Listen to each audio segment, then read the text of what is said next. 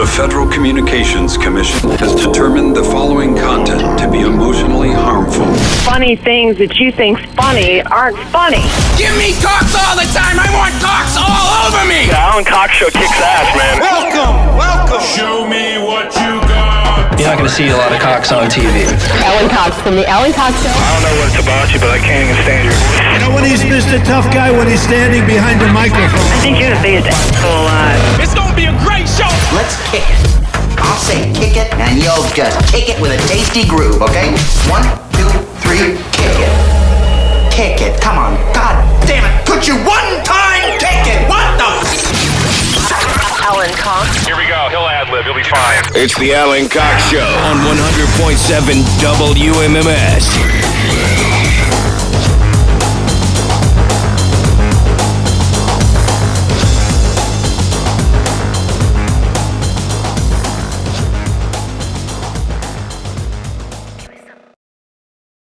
How are you?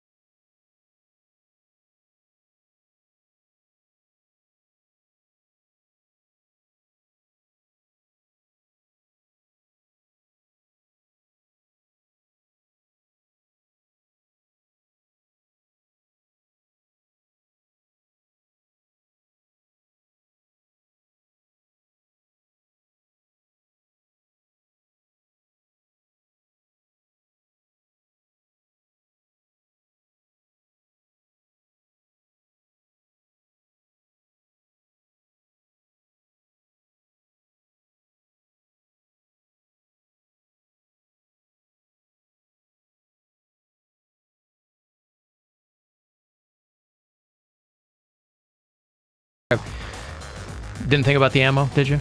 Oh, I don't have a gun, so it's not really a thing I think about. Yeah?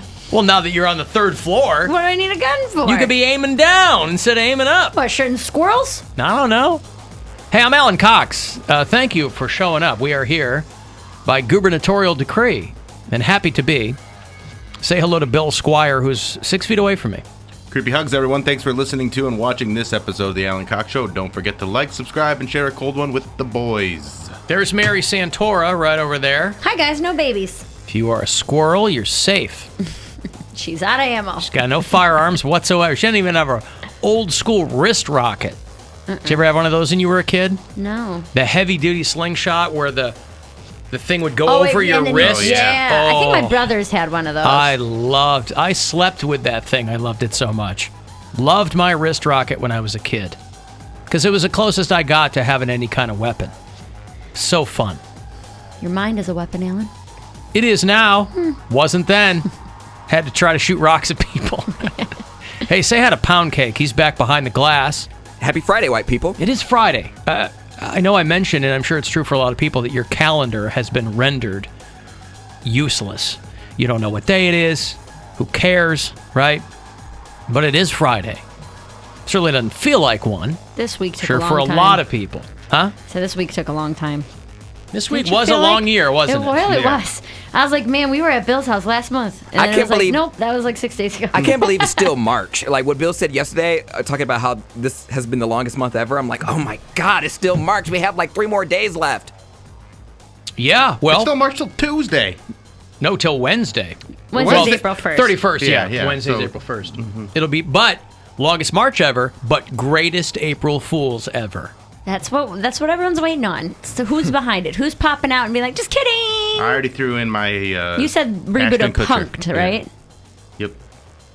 I don't know who could be benefiting from this. Fingers crossed for Ellen. Maybe. She likes to trick people. Yeah. You what get do a I know? virus. You get a virus. You all get a virus. That's Oprah. But Ellen Ellen gives out adjacent. cars. That's okay. Ellen's going to pop out of a box. Yeah. It was me. Oh, she's definitely jumping out of a box. Most definitely. Jumping into a box. You can guarantee that. She is, boy, you've got her number, don't you? She is prone to that kind of stuff. She loves it. Anybody watch that Steph Curry Q&A? Boy, of all the people that you didn't think would have a compelling video chat with someone, Steph Curry, who's not doing anything else, he talked to that Dr. Anthony Fauci, who has been basically leading the country since the president can't do it. This Dr. Anthony Fauci has been the guy who's been telling everybody what's what. I can't believe that this guy must feel so desperate with the limited amount of time that he probably has to do anything that he agreed to do Steph Curry's Q&A. Little video thing where he was asking him questions. He did a couple people's video chats. He did Steph Curry and somebody at Kimmel, maybe? Mm-hmm. Somebody, right? You figure this guy's probably got no time at all in between the briefings and the meetings and the compiling of the data and all that stuff. I'm sure he's got a team around him too, but still, you'd think that any spare minute this guy had to not be on camera, he would take it. But he probably figures, look, I'm the only one out there telling people what's going on. Here in Ohio, of course, we've got the luminous Amy Acton. But everywhere else, they can't benefit from her abilities. And so Steph Curry did a Q&A with that Dr. Anthony Fauci. Of course, he asked him, hey, when it warms up, is this all going to be over? There's a lot of people who still believe that, right? Mm-hmm. They go, it's going to be fine. Summer, it's going to get rid of everything. As the weather gets warmer, viruses tend to do poorly in warm, moist weather and do quite well in cold, dry weather. Yeah. So when it's warm and moist, ladies, ain't nothing going to happen. You hear that, Ellen? Gazebos by Bill Squire are safe. That's one of the reasons why, in addition to the fact that in the warm weather you're more outside and not confined in a room, that these kind of respiratory viruses tend to go down as you get into the summer months. The only issue is we don't know whether this is going to happen with this virus because this is the first time we've ever dealt with this virus. So it's not an unreasonable assumption to think that it's going to go down, but you don't want to count on it. You have any kind of view from your third floor perch now? What are you looking at? Same parking lot or? Well, either way. Yeah, it's the same view because I'm on the same corner. You're on the it's same like corner. The street in front, parking lot behind. But you can see things beyond where you could before or no? I actually get a sunset now. Hey! How cool is that? All right, so stalkers, you now know that Mary has a western exposure. Hey. Now what I'm saying is, the first night that I saw the sun start to set and it came through my windows, I was like, oh, and then I realized, the houses, because I was in the ground, all the houses blocked it before. Yeah, so now I'm above that and I can actually see the sunset. They were all throwing bit. shade on you, Yeah, literally. Yeah, literally. But now you can see the sun. Mm-hmm. Oh. Isn't that crazy? If you're infected and you recover, the question is when can you go out and be safe to not infect others? The general rule is you have to have 2 cultures 24 hours apart that are negative. That's what the rule is now. As more people get infected, that likely is not going to be feasible. So we're going to have to set some guidelines of days following the diminution of symptoms. We're not there yet because we don't know as much about how far out you could be shedding virus. Mm-hmm. I don't know if they, I'm sure that's probably somewhere online in its entirety, but if you didn't watch the Steph Curry Q&A with Dr. Anthony Fauci, it was pretty interesting.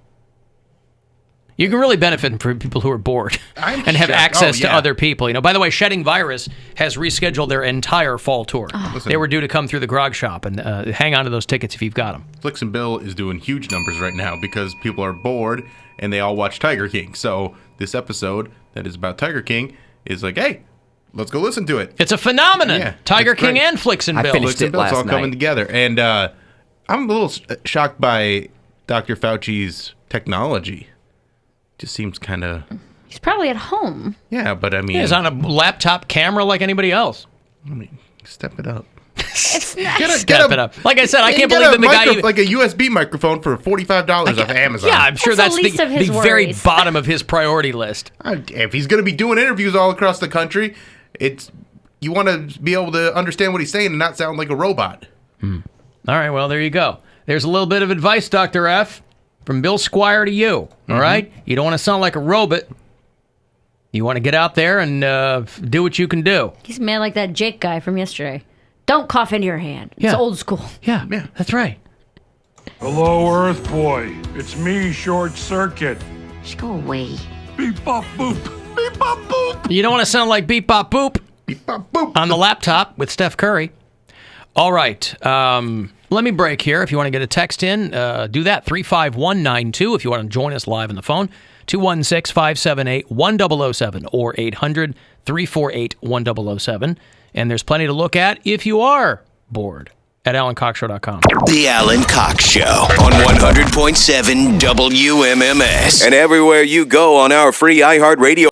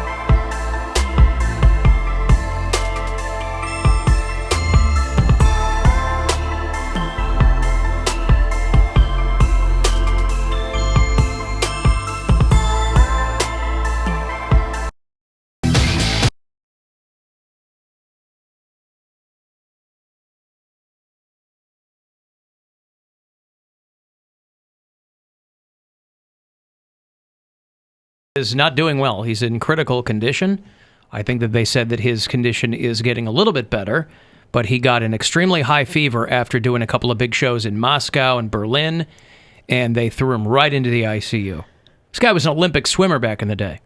If you're a Rammstein fan. Du hast COVID-19. If you saw, by the way, and they released it in a time-lapse video because they had to, because it took so long. I think it took 36 hours to create their stage for a show they were doing at a soccer arena. I did see that, and it's incredible. Holy Christ.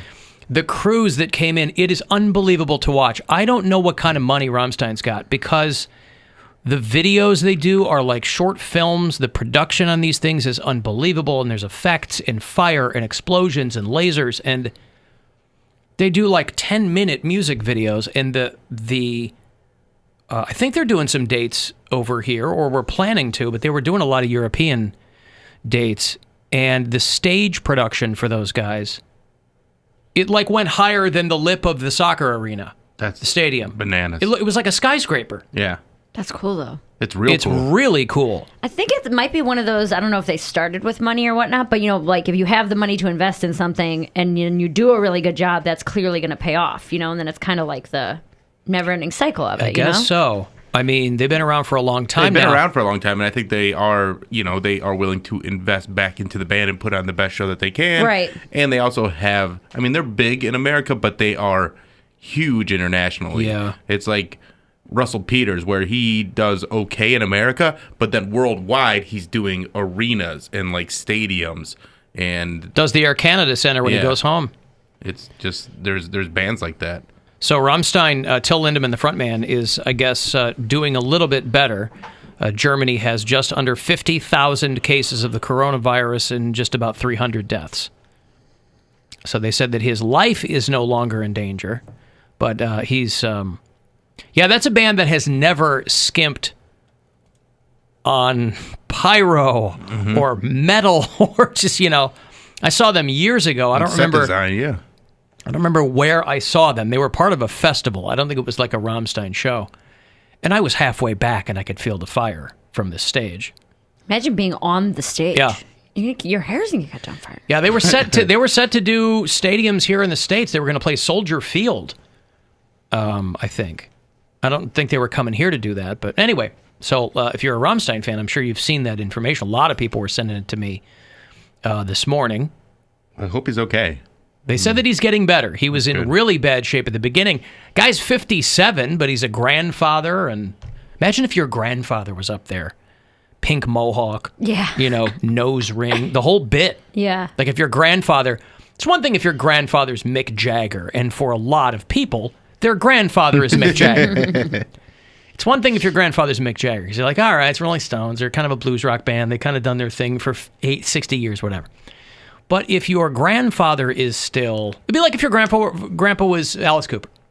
Or like Iggy Pop or something. Iggy Pop. Yeah, you're just out there and, it's the lustful life. You're cutting yourself with the broken bottles. You're like, that's my grandfather. Peep Pop. That's Pop Pop, yeah. That's Peep. What's Papaw doing up there? That's Peepaw. Yeah. A couple of years ago. Yeah, Pop Pop. Not this last time. But the time before, a few years ago, Chris Tyler was still here because he was with us. We were in the second row for Bob Seger at the Romo Fijo. And all of my wife's a huge Bob Seger fan, so we got second row. All of his grandkids are off to the side watching him perform. 100? And they look like lovely kids, and Bob Seger looks like a grandfather. But he's still Bob Seger. He's been doing it for 50 years. You know what I mean? This was his farewell tour or whatever.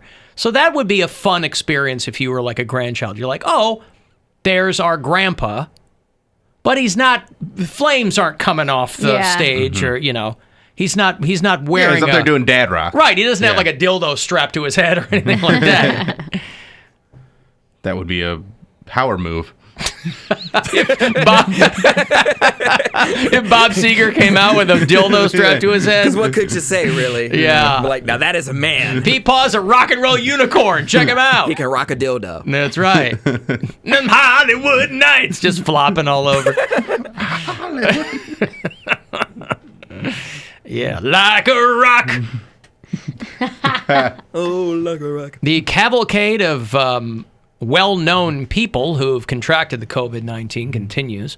Rapper Scarface. Saw that. From the Ghetto Boys. These guys have barely gotten over the death of Bushwick Bill. And now Scarface has tested positive for the coronavirus. You okay with that? Yes, I don't know why I said coronavirus. I'm looking at the picture of Scarface, and I guess it just kind of came out of me. He got the coronavirus.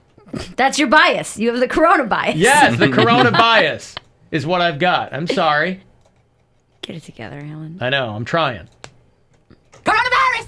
So Scarface has been battling an illness for weeks, and now he is in self-isolation as he's been positively ID'd with COVID-19, as has British Prime Minister Boris Johnson. Yeah. He's the UK's Trump. He tested positive for COVID-19 over there at number 10 Downing Street, and so he is in isolation as well. He's very conservative? Boris Johnson? Yeah, you said no, he he's was an idiot. Well, I'm saying you said he was the British Trump. So. Yeah, he's an idiot. Okay. Yeah, I wouldn't even say Trump is conservative. He's just bullish. Well, I never even heard of this guy. You've never heard of the Prime Minister of the United Kingdom, Boris Johnson? Mm-mm. Nope.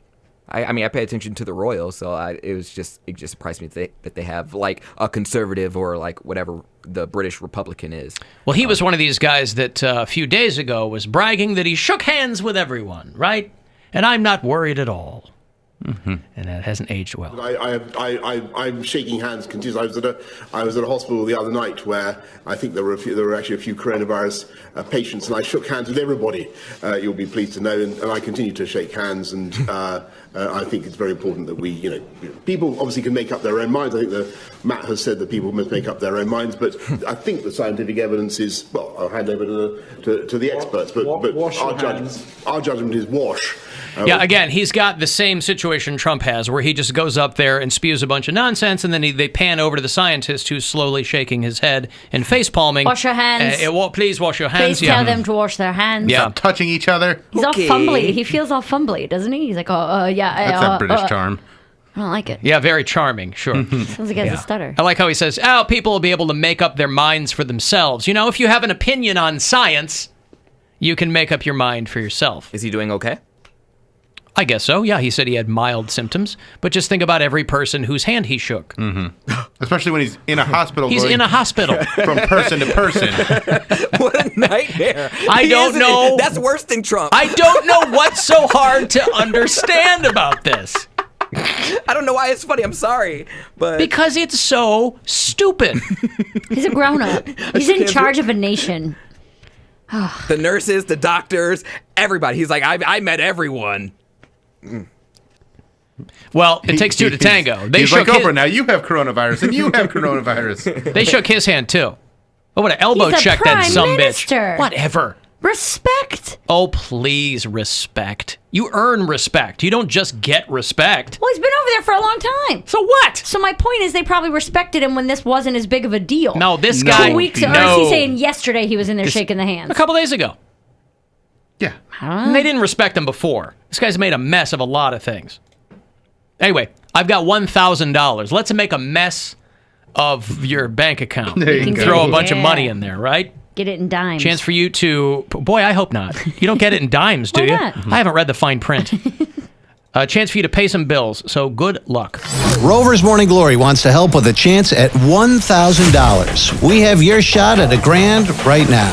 Text the nationwide keyword HOPE, H-O-P-E, to 200-200. You'll get a text confirming entry plus iHeartRadio info. Standard data and message rates apply in this nationwide contest. That's HOPE to 200-200. Good luck from 100.7 WMMS. Your next shot to win is going to be at 4:30. It is just about every hour during the day, but not every hour. So 4:30, 5:30, and 6:30. In response to me mentioning that calendars feel temporarily obsolete because you can't remember what day it is, a handful of people have pointed out rightly to me on the text that now more than ever we need the Bill Squire Friday Getdown for us to know when the weekend begins. So the Bill Squire Friday Getdown, brought to you by Cleveland Whiskey, who are now doing their part by cranking out hand sanitizer for the Cleveland Clinic. But don't drink it. Go ahead. No, I'm saving it for the Getdown later. Okay, yeah, all right. But I'm excited about it. Good. Giggling like a maniac. Alan Rammstein or Kiss ripoffs. No, Rammstein can play their instruments. I saw them in 99 in the Family Values tour. The guy walked out on stage engulfed in flames. That might be when I saw them. The Family Values tours, a long time ago. It was like Limp Bizkit and Rammstein and, Yeah, he had this coat on that stuntmen wear. That would be the fun of it. You're really kind of playing with your life to some degree. But if you're in a band like that and you really do put a lot of emphasis on that kind of showmanship. Man, that's You're probably trying to very find- sterile. It's probably very sterile to light yourself on fire. Right? Sterile? Yeah. I don't think so. Like, it will sterilize you? Yeah, because of all the fire. The cleansing fire? I Yeah, guess. maybe. Yeah. I'm not sure if sterility is. I hope it didn't make him sterile. No.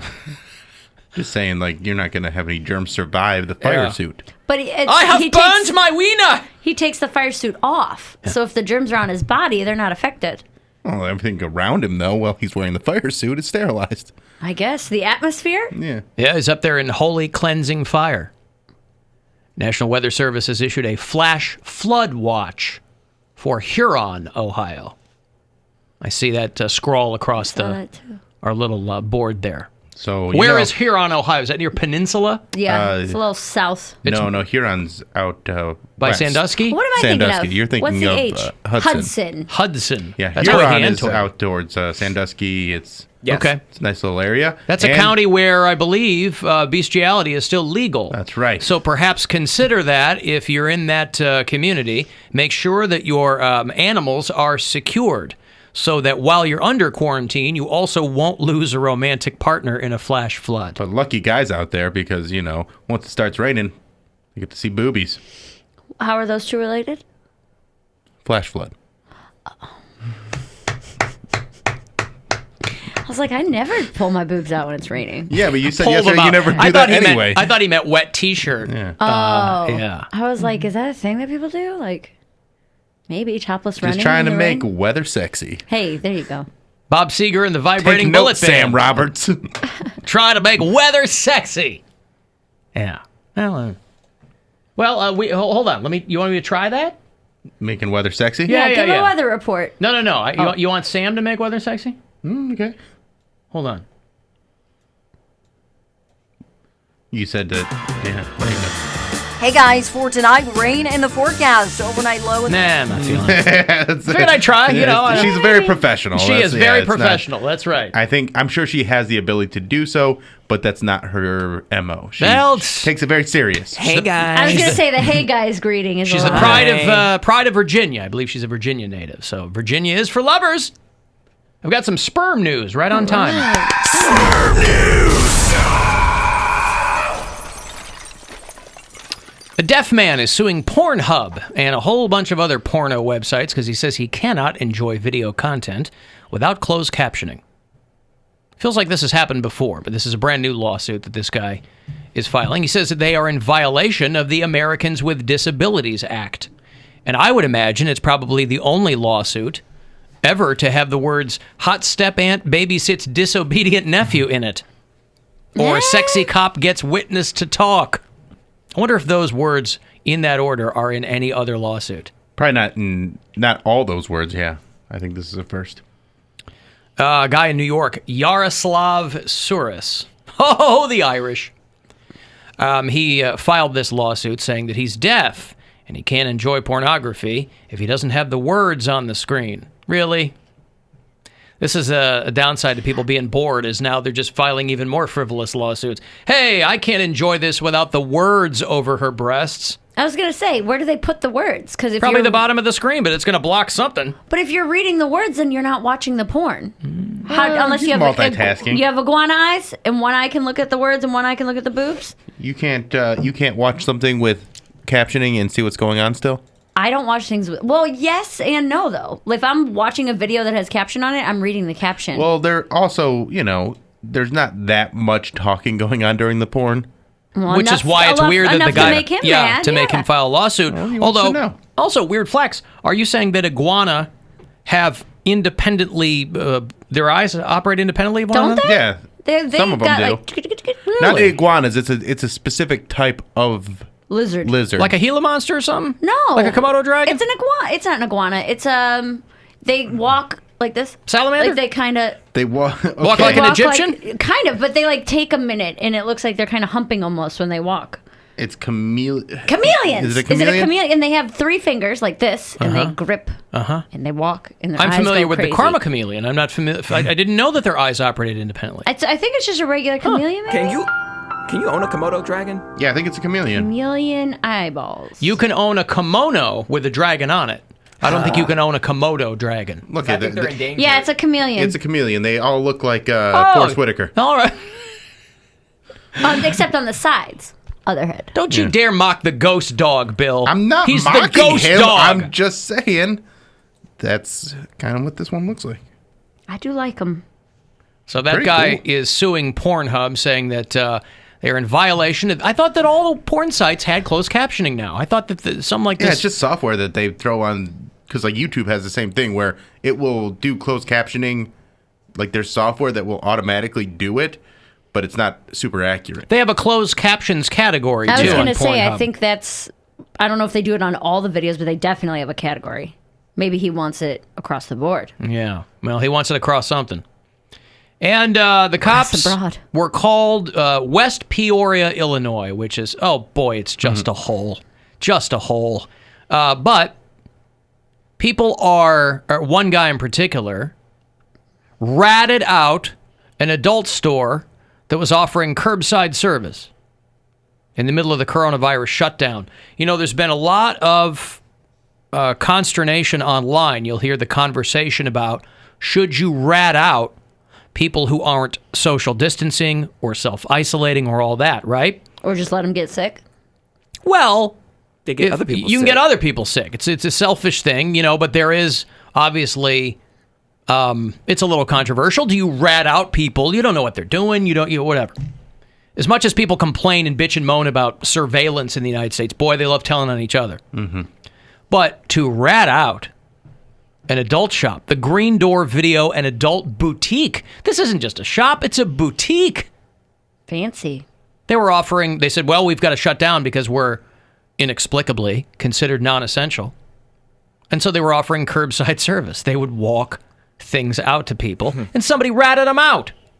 The sign was on the door, no entry, curbside pickup available, and somebody, after a citizen complaint to the police, the cops come by, said you can't do that. Why They're can't just they? it's a 'Cause they're victimless non-essential or crime, whatever. but it's a victimless crime. That's Right. It's just like annoying. takeout. You're interacting with one person at a time. You know Take what I mean? out and put in. That's, yeah. They said the Green Door has not closed its doors in over 40 years. But we do not fall into the blanket of essential businesses. But we will do curbside service. We'll do what the restaurants are doing and bring it to your car. Somebody saw this on Facebook and got all snippy and clutched their pearls. These people. Just let people have their porn.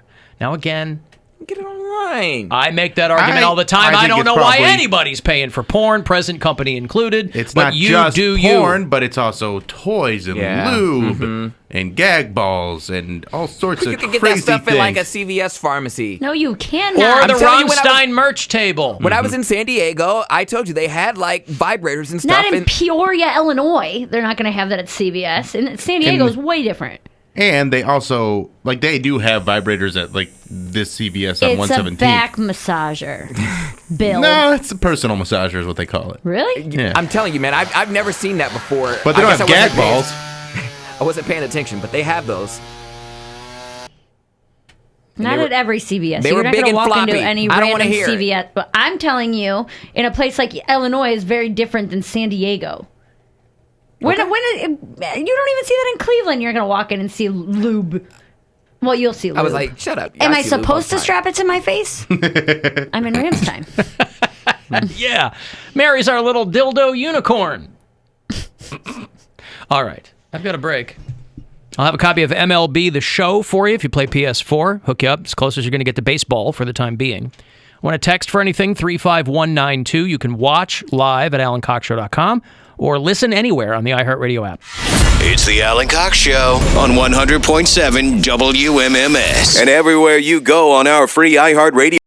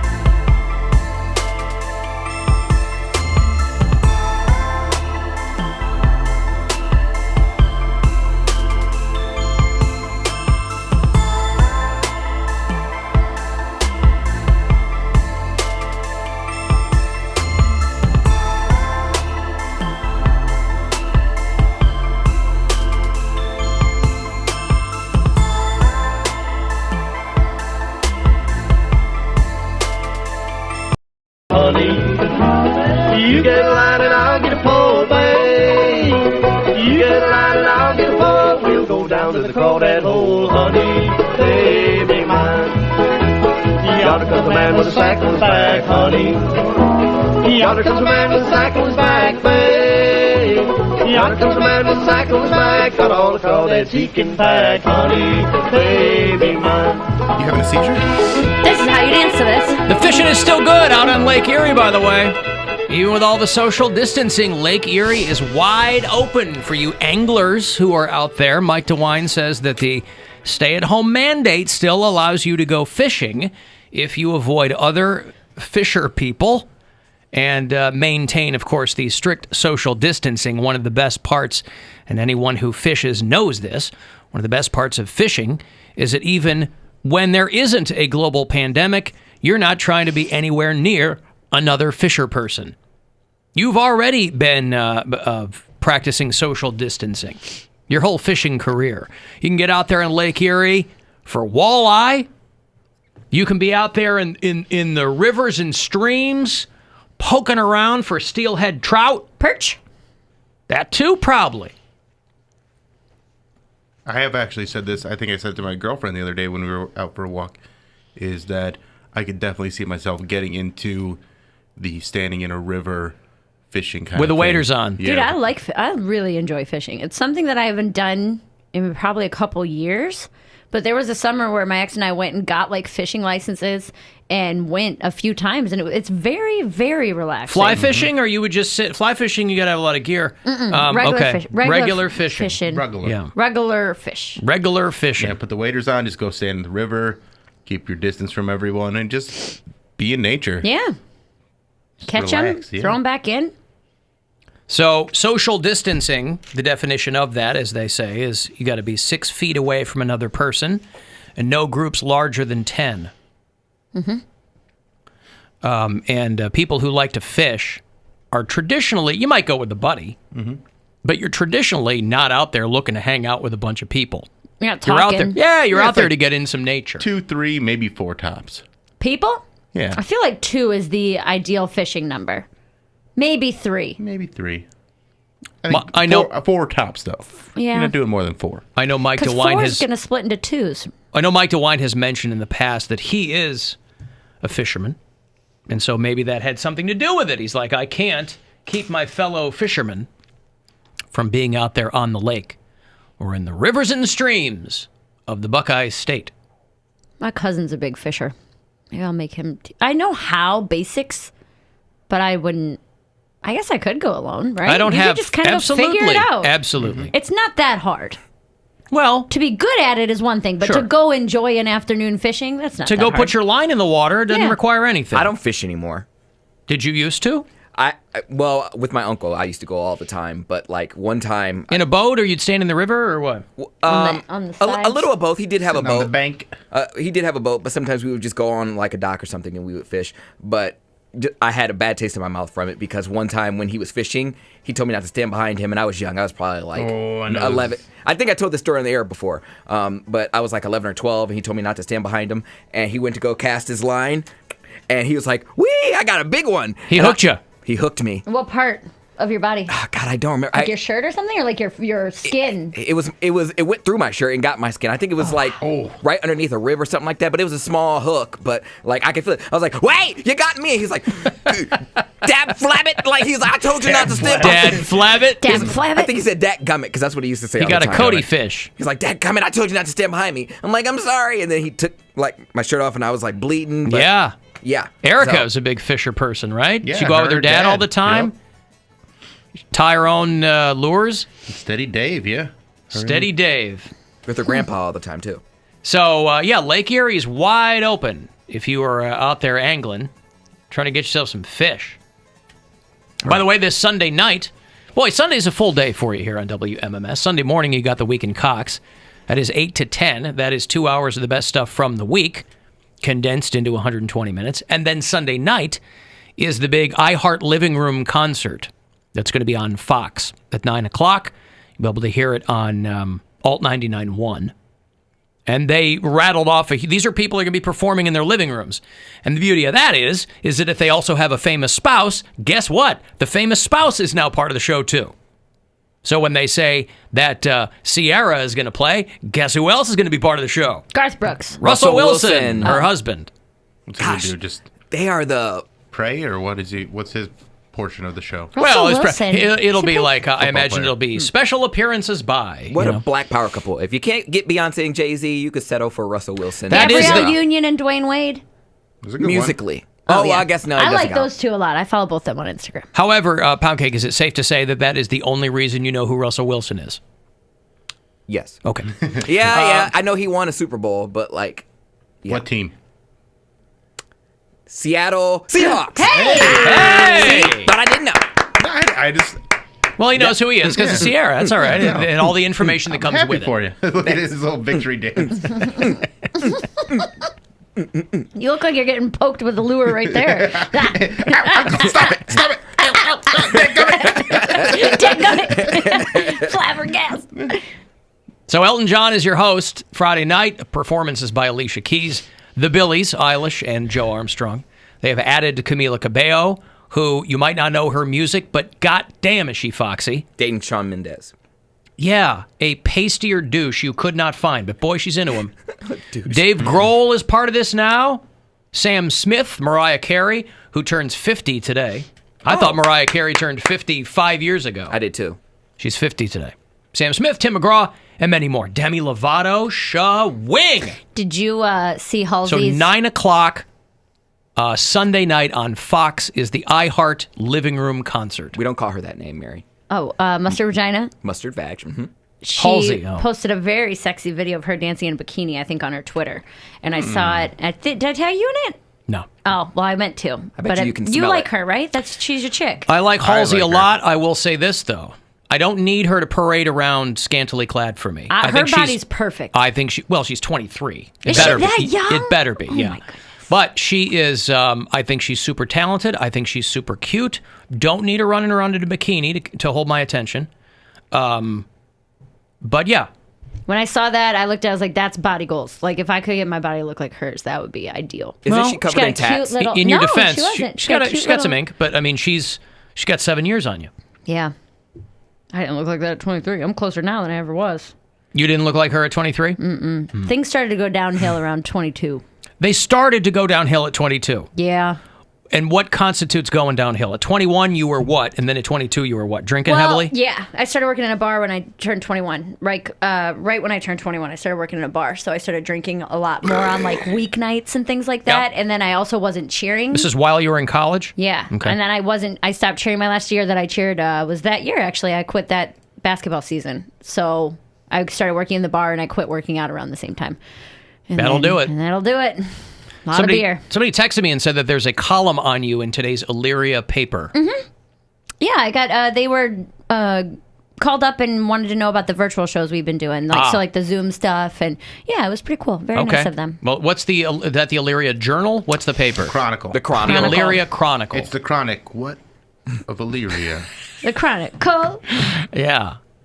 Yeah, it was very nice of them. You know what's going to save media? What? When they add a scratch and sniff feature. To what? Instagram, Twitter. Why would it? I'm just saying. Go ahead. Elaborate. Let's follow this through to its logical conclusion. I think You like smells a lot, though. I think that would be cool if you go to like, Coaches or like what other famous Chanel or whatever, go to their page, and when you go to shop, you can just like go to the picture. Yeah, they're called perfume inserts. They've been in magazines for 35 years. I want Not it socially. on Instagram. I want it digitally. That would be cool. How are you going to get your phone to smell? Work on it, scientists. You guys do everything else. I don't need my phone spurting out smells. I think that would be hella dope. You're like, where's the Chanel account? Oh, I landed on Al's hot beef instead. You get a free sample. Let me smell meat. Al's You beef. get a free sample, and you can do it on your phone. How cool would that be? Hot, never wet heard- beef. How? Ooh. Why is it wet? Just how they like it. Okay. Hot, wet beef. You can smell I people's never cared photos. for it, but all my friends, when we were Better than growing up, dry. Al's beef, they put it in the jus. Friends of mine, I mean, I'm not a huge beef sandwich guy anyway, but growing up, Al's Hot Beef was like the place in Chicago. And they would dip the whole sandwich in the jus and give it to you, wrap it up. And then the bread's wet? Yeah, all of it. And people love it like that. Jardinera peppers on it and the whole thing. So it tastes good, but I'm like... Is it like a hard roll? Yeah. I was going to say. When we'd get them, I'd be like, don't dunk it. I don't want it wet. And of course, that made me practically a heretic because I didn't want it wet. But This guy don't want it wet. He wants to die. What are you? right. I do love a good French dip, though. I haven't had one in a minute. Now I want one. It's not one of my favorite sandwiches. Really? It's okay. Nice, slow roasted. I like a French dip, but with mushrooms and onions. I like being in charge of the dip. Yeah, I don't it need comes a, on the side. I don't Yeah, need yeah. a wet sandwich. No. handed I to agree. me. Yeah. Yeah, don't hand it to me wet. I'll wet it myself. Guy wrote me a letter with a bone to pick with Bill. Uh-oh. Here we go. This guy Nate hit me up. I heard you talk about the movie Uncut Gems. Bill really enjoyed it. Unfortunately, that took a ton of movie cred away from you. I've always felt that Bill's movie reviews were borderline, but that just tanked it. I watched that movie with my 19-year-old who loves Sandler movies. He said his friends told him he would love it, but he walked out halfway through. Movie had no plot, bad acting, and no structure. Okay. Bill's review made me think of the principal from Billy Madison because I award you no points and may God have mercy on your soul. I haven't seen Uncut Gems yet, but I will tell you, I have seen just as many good reviews as bad ones. And again, it's 0.0. It's a stylistic movie. The Safdie brothers make movies in a certain way. Now, what So you does have that to what does enjoy that mean? Like, what are their other movies? I don't know that I've seen any of their I don't think I've seen the other ones, but I enjoyed this one a lot. Okay. And I thought the acting was fantastic. And to think that your 19-year-old son is going to watch this movie because it's a Sandler movie, that's you being a little dumb, because this isn't a typical Adam Sandler movie. This isn't a Happy Madison production where he's running around going, "Oh, I got some gems to sell for you." Like, it's not. It's that more kind like of Punch movie. Drunk Love. Yeah, this is a more serious role for him, and I thought his acting in it was incredible. And to say there's no plot is ridiculous. There's absolutely a plot. He's a gambling addict that keeps getting in deeper and deeper. He's in debt. The criticisms I have seen now on the plus side, the way you describe it is how I understood it. The criticisms I have seen have been along Nate's line, though, which is it's the structure, whatever it is super loose. It's just What Adam structure? Sandler dropping F-bombs. No, it's not. Okay, I still want to see It's it. a story. Like there's a beginning, middle, and end of the story. So for him to say there's no plot is ridiculous. Now, I do have a theory as to why his son walked out halfway through, because if you're watching a movie with your parents, what makes any movie with your parents super uncomfortable? Sex scene. Popcorn! Sex scene. Oh. Exactly. So there's not a lot of graphic sex in this movie, but if his son thinks he's going to watch a funny Adam Sandler movie with his dad because he's a big fan of Adam Sandler films, and then he watches this pretty serious drama with his dad, and then it gets uncomfortable because there's scenes about sex and drugs and rock and roll, like just cheating and stuff like that, maybe not the best movie to watch with your 19-year-old son. Yeah, but it's not like he's 12. Yeah. He's 19. Right, but again, at 19, at 38, I don't want to watch that kind of movie with my parents. Yeah, but your parents are a different breed of cat. Yeah, but I don't know anything about this guy. Will your parents still put the hands over your eyes like, No, do it over their own. They know I've seen it all. Like, my mom used to do that, and I'm like, I'm not going to tell her that I can see through her fingers. So I'm going to just let her think that she's blocking my view. And like the way that there's a lot of subtext in this movie. So if you're not picking if up you're on reading that, the subtext, then you can't watch the actual movie. yeah. So Yeah, I don't need that up on the screen. there's a lot of scenes where there's a lot of people talking over each other, where there's a lot of confusion, and it's to build the tension for each upcoming scene. Okay. They're it's very strategic, I think, the way they're doing it. I want to see it. Please watch it over the weekend and let me know what you think, because I Okay. thought it was really well done, and I thought the plot was So you're saying pretty, it's right there. He's a gambling addict that keeps getting in deeper and deeper and making these very risky moves.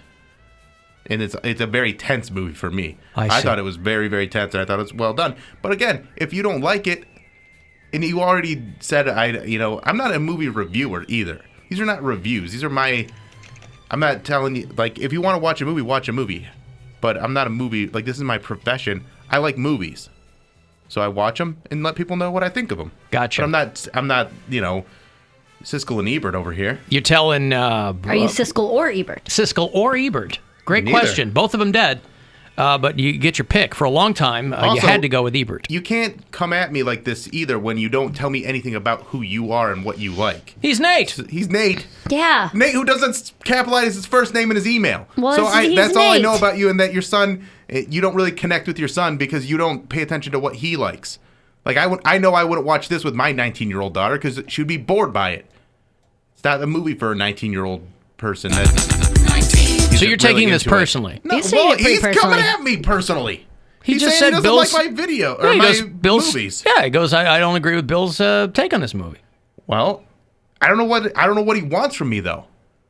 What? He just I said don't know. he didn't agree with you. I Doesn't he know you do it? Don't you know he does a movie podcast, Nate? But these are things. Everything I do is something that I enjoy. Yeah. And it's not like I don't really have a separation between my professional life and my personal life. It's all pretty personal. Mm-hmm. We put ourselves out on the line every day on the show. It's personal. Mm-hmm. So if you come at me and say, your movie reviews are pretty sketchy and this one takes away all your credibility, then yeah, why wouldn't I take that personal? Well, that guy called me the other day and said, you suck because you don't like Trapped and you love Steely Dan. I didn't take it personally. He You just should said, have. Why? A lot of people don't like Steely Dan. See, this is It's not my fault that they're stupid and their musical taste sucks. I've already told you guys I hang out in the comments section, so that's not. I'm not the one to ask about Yeah, this. don't do that. But here's the thing. I'll like, see 500 good reviews and one person be like, "I don't care for Mary." I'm like, "What did I do to you?" does he want me to tailor his my reviews to him? I don't Yes. know what he likes. So if I say, Okay. you say, hey, here's the kind of movies that I like, then I'll say, oh, here's a movie that you might enjoy. But if I don't know what you like, then I'm not going to know what to recommend for you. Knowing everything that you know about Nate right now, what restaurant would you recommend he eats at or gets takeout from? Based on the fact that he doesn't have a great relationship with his 19-year-old son. Yes. And that he takes it out on his son. And you. And he doesn't like me, you. And me. Well, he doesn't say he doesn't like me. He doesn't like my movie reviews. Okay. So pick a restaurant for him to eat at, and you better not be wrong, is what I'm saying. But I don't know enough about him. You got to pick one, Bill. I will say we'll go with Melt. Okay, there you go. All There's a lot of food Nate, there. get some food to go at Melt, and if you don't like it, well, Bill, your credibility as a restaurant reviewer is gone. There you go. Alan Houlihan's has a fantastic French dip. There you go, Houlihan's. Are they still open? There's one tucked away in Westlake. I don't There's even one know at if the they're- mall in Strongsville. There One of you the go. reasons I wanted to, because he emailed me and I sent this to Alan, I wanted to talk about it, and I think there's a lot of people Pull the curtain like. back, I know, I'm sorry. There's That's why I was a like, lot how of did he people know like. he didn't capitalize the end? I know. There's a lot of people that there's a typical thing being like daddy issues or mommy issues. You're really reading a lot into a Let guy it who go, doesn't let agree it with your go. movie. We got nothing else to do. You're I don't really, think about this. really reading a lot into Nate's assessment. It made me think of He something. just didn't like a movie that you did. But I had a lot to think about because of that. Because of what he said in the email. I was out walking my dog and I thought about this. You're just walking around stewing over his email while you're walking your dog. Well, it gave me a thought, and I appreciate Yeah. Nate Okay. emailing. All right. And again, I don't really have any problem with Nate. And again, if you don't like the movie, I don't really, it's fine. Not everybody's gonna like it, but I thought it was great. Now, Poundcake, would you like a movie called Uncut Gems? Ugh, no. We know where he stands on that. Yeah, that's right. But there's mommy issues, there's daddy issues. What about child issues, where you have issues based on who you thought your kid was gonna be, and then what they actually are? And it 'Cause I think changes how you feel toward them or toward the world? toward them and toward the world. Kitty issues. Yeah, that's got to be a thing, right? Yeah, I'm sure that it is. Who you thought your kid was gonna be? Yeah, because like my parents didn't raise me thinking that I was going to grow up to be an atheist comedian. Well, I think that I think parents have hopes for their children. I don't know that they think, why, oh, I thought you were going to be a doctor. What do you mean? Talk to my dad. Right. I mean, exactly. It ruined, and not ruined, but it put a big stint in our relationship when I dropped out of pharmacy school, which, by the way, a great call with everything that's going on right now.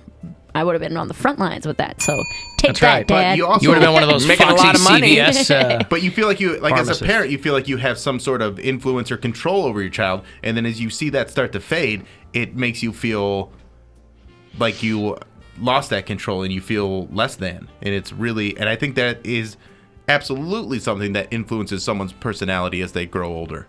So you're saying that Nate's upset review. Again, I'm not. He took a deep dive into this email. Because he's upset with what his son became. So now he's mad at your review. I'm saying Nate's email made me think about how people are affected by their children and how there's this, women become strippers because they have daddy issues or stuff like that. We never talk about how people that don't connect with their kids have issues too. Yeah.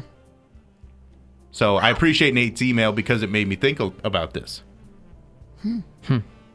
And is there a call? Like, what is that? How come there's not a term for it? I don't have any kids, but when my cat knocks something over, but you gave a great example. Yeah, because my of dad. your dad. Yeah, like I get it. You Like, might you say have an you have idea of- daddy issues, but he's got issues with you. But he does. There's not a which have since been resolved. Remember, we cried a couple weeks ago. Right. So. But I'm just using it as an example. I'm exactly what my mom thought I would be. You what? I'm exactly what my mom thought. A freeloader, yes. Yeah. Pretty much I hope I answering got to pay phones. your bills till I'm 70. You think she wants to pay my bills? Yes. I told you, she has infantilized you. Makes me feel like I need her, or makes her feel like yes, You know what, I need though? her. course. My mom will come over. To my old place if Do I was your at laundry? it. I would come home. My dishes would be done. My bed would be made, and she's Yep. like, I just felt like stopping by. And Yep. I'm like, well, I'm not mad about okay, it. right. How can she do that? But she's a hoarder. What are you talking about? It's my house. She's not gonna bring. What is she gonna bring papers Well, I'm over just and leave saying them on my bed? She knows how to be neat, but she chooses not to. I just thought I'd make it feel more like home when you were Hoarding younger. isn't about not being neat or being messy. It's a compulsive thing. It's along the lines of OCD. It's a Gotcha. compulsive disorder. Okay.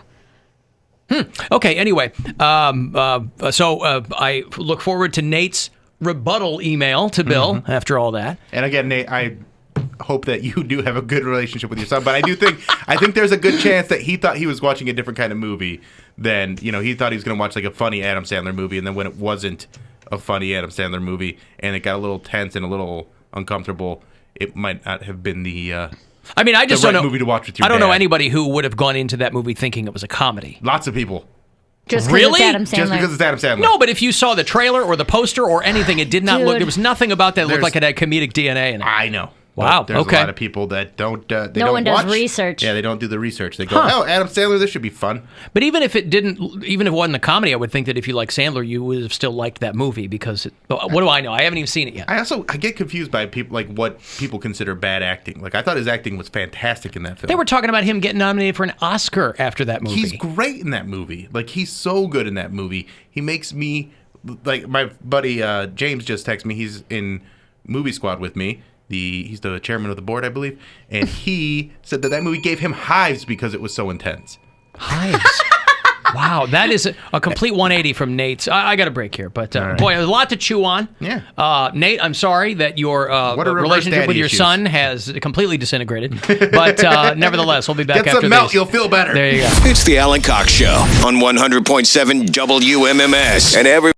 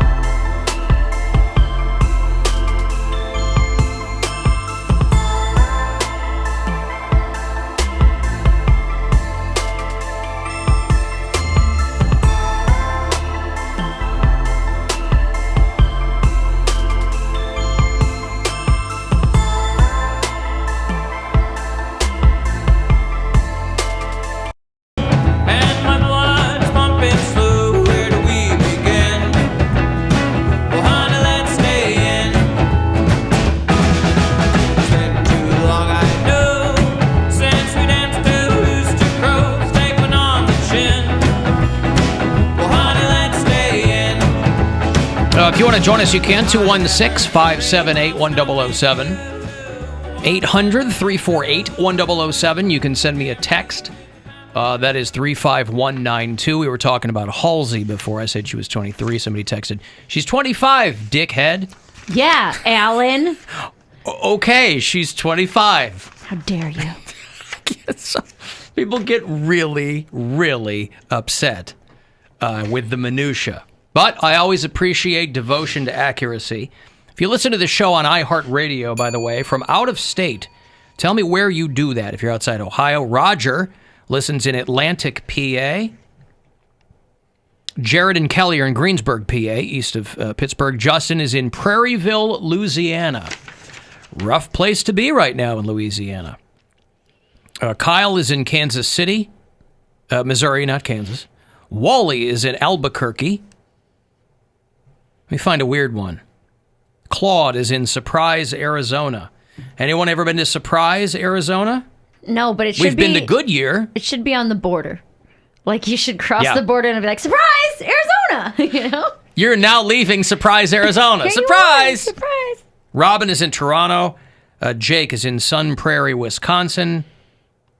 Ryan is in the aforementioned Seattle, Washington. So there you go. If you want to leave us a message, if you're not able to join the show live, you can call any time the mood strikes. The Alan Cox Show After Hours line, that is 216-986-8903. Hey, Alan. This is Mike out here in Golden, Colorado. Still out here working on third shift. Hey, I recently heard you had a Fair Play caller, which I think is very strange. I used to live in Alma, which is the town right next to Fair Play. And when I lived there, I met all 12 residents of Fair Play, and they are super weird. I don't know if it's just one inbred family or what, but you should definitely keep an eye on that character. That is very strange. Oh, and I'm 34 years old, and Amy Acton is a smoke show. Well done. Good judgment, sir. Yeah, of course. Of course she is. I guess I just don't see it. Yeah, Mary, because you have eyes that operate independently from each other, like Chameleon eyes. like an iguana. Yeah, Chameleon. chameleon. Yeah, all right, thank you. There is Mike in Golden, Colorado, evidently with some pre-existing beef with Fair Play. We got a call from Danny. He's in Fair Play, Colorado. He watches the show on YouTube. And he called in a couple of days ago, and he's like, yeah, man, much love. Everybody remembers when Danny called in from Fair Play. Who knew that there was some kind of beef between Golden and Fair Play? I always think of Johnny Fairplay when my wife used to work on all these MTV shows back in the day. This guy, Johnny Fairplay. Never heard of him. Yeah, she knew him for a while because... But Danny in Fairplay, Colorado. And then that's Mike in Golden. Still out there working third shift. So thank you for listening. Listen, everybody enjoys Cardi B's coronavirus, right? She's gotten a lot of play off of the coronavirus. Coronavirus! Right, that was, listen, that was just, I'm sorry, that takes a little bit too long. Coronavirus! Better. You know, she did that Instagram video and it went crazy because in the earlier days of this whole thing, she's like, how the hell did the coronavirus get? But she's done videos with Bernie Sanders before because she's real. This Cardi B. Using her platform. She's using her platform. And I'll tell you what, they're trying to get her out there to talk to people about the census. She's the new star of the PSA from NYC Census 2020. The census is very controversial to some people because I guess everything now, no matter how mundane, has a group of people who find it controversial. There are some people who want to weaponize the census so that they can undercount people of color. And so they're getting Cardi B out there in New York. I don't know if they had to explain the census to her. I'm sure when they first sat her down, she's like, I got 5 senses. I know. Taste, touch, smell, you know. And they were like, no, we got. So got I don't. 6 senses. 6 senses. Her 6th sense is being annoying. Oh, rap. Rap is her 6th sense. Coronavirus! Yeah. Even though it's Nicki Minaj who first hit the 100 million mark. She's been around longer. And congratulations to her. Yeah, she's been around over a decade, right? Who knows? Yeah. There's no way to know. I would rather, and I prefer Nicki Minaj. At the risk of being, whatever, not sexist, I'd rather look at Nicki Minaj than look at Cardi B. I find them both to be relatively scintillating personalities, but I find Nicki Minaj to be more attractive. She's just curvier and she's juggier and the whole bit. Faker. Whatever. Although she did have the balls to marry a pedophile. So I don't know if that puts her in the pro or the con, just for the balls alone. It should put her in the con column, to the best of my knowledge. But she loves him. Yeah. To the best of my knowledge, Cardi B is not felon adjacent. Although maybe. What do I know? So they've got her doing census PSAs out there. 2020 es una gran oportunidad para hacer que nuestras voces se oigan. Este año Wait, you guys understand that, don't you? Yeah. Is the translator going through the YouTube? Okay, good. tenemos el poder de determinar el futuro de nuestra ciudad, no solo para los What I'd like to know is, do you think she's given him more of the real in the Spanish version? Like she's saying things that if you don't speak Spanish, you don't know what the hell she's saying. Right? Terminate the future of our something. Terminate the future. All right, there you go. I'm serious. Okay. New York City. 2020 is a huge opportunity to make our voice heard. This year, we have the power to decide our city's future, not just for the next 4 years, but for the next 10 by getting... Now, here's the thing, too. Because she is who she is, this is an important message. They've chosen someone who all her fans will pay attention. But she also has... her fingernails are doing social distancing from her fingertips. They're so long. They're about 6 feet long. And she it's has very to close distracting. Her hand, it's very distracting. Yes. I know that's the style. It's not really. Her fingertips have to go down to her palm. Well, I assume that. I assume How that. does she? But I assume that someone like Cardi B would be on the forefront of style and fashion. So as dopey as it looks, I imagine that this is a thing. Maybe in New York, it's a thing. How does she give her boyfriend or her husband a? She married? Yeah, she's married to Offset. Yeah. Oh, that's right. How does she give him an old fashioned if she has those nails? Well, what is it? Bourbon, vermouth, Mhm. bitters? Yep. Yeah. No Rocks glass? vermouth. No vermouth. No vermouth. Vermouth. No vermouth. Vermouth. Vermouth is in a Manhattan. Oh. And do you know why? I think I've done this before on the show. I It's, probably forgot. 212 is the area code of Manhattan, Oh, right? two And parts. It's 2 parts bourbon, 1 part vermouth, 2 dashes of bitters. I thought that the drink predated the area code. Well, that's a way to remember it. That's how I was taught to make it. A little mnemonic device for you. 212. Mhm. All right. What if they change the area? There are other area codes in New York Metro. Well, that's not how you make a drink. Okay. Well, my area code is 312. Okay. Right? Growing up, and still my cell phone number is a Chicago area code. And when I make a Chicago drink, I just remember 3 parts Malort, 1 part Sport Green Relish, and 2 parts celery salt. Celery salt. Yes. See? It's there you go. delicious.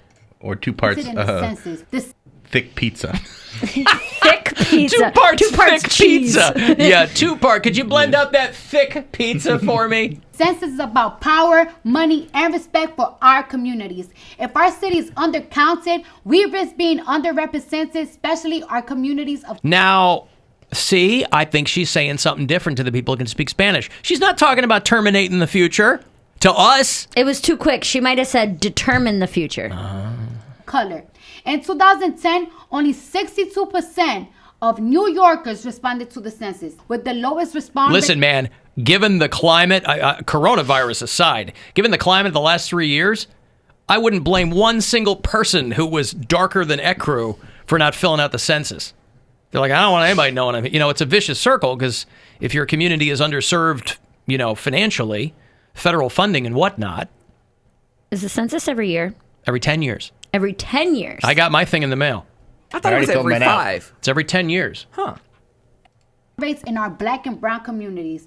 In 2020, I'm going to tell you something. We can let this happen again. If you want to stand up to the status quo and defy people in power who wants to silence us, start by getting counted in the census. The census is safe, easy. The amazing thing about this, all off the top of her head.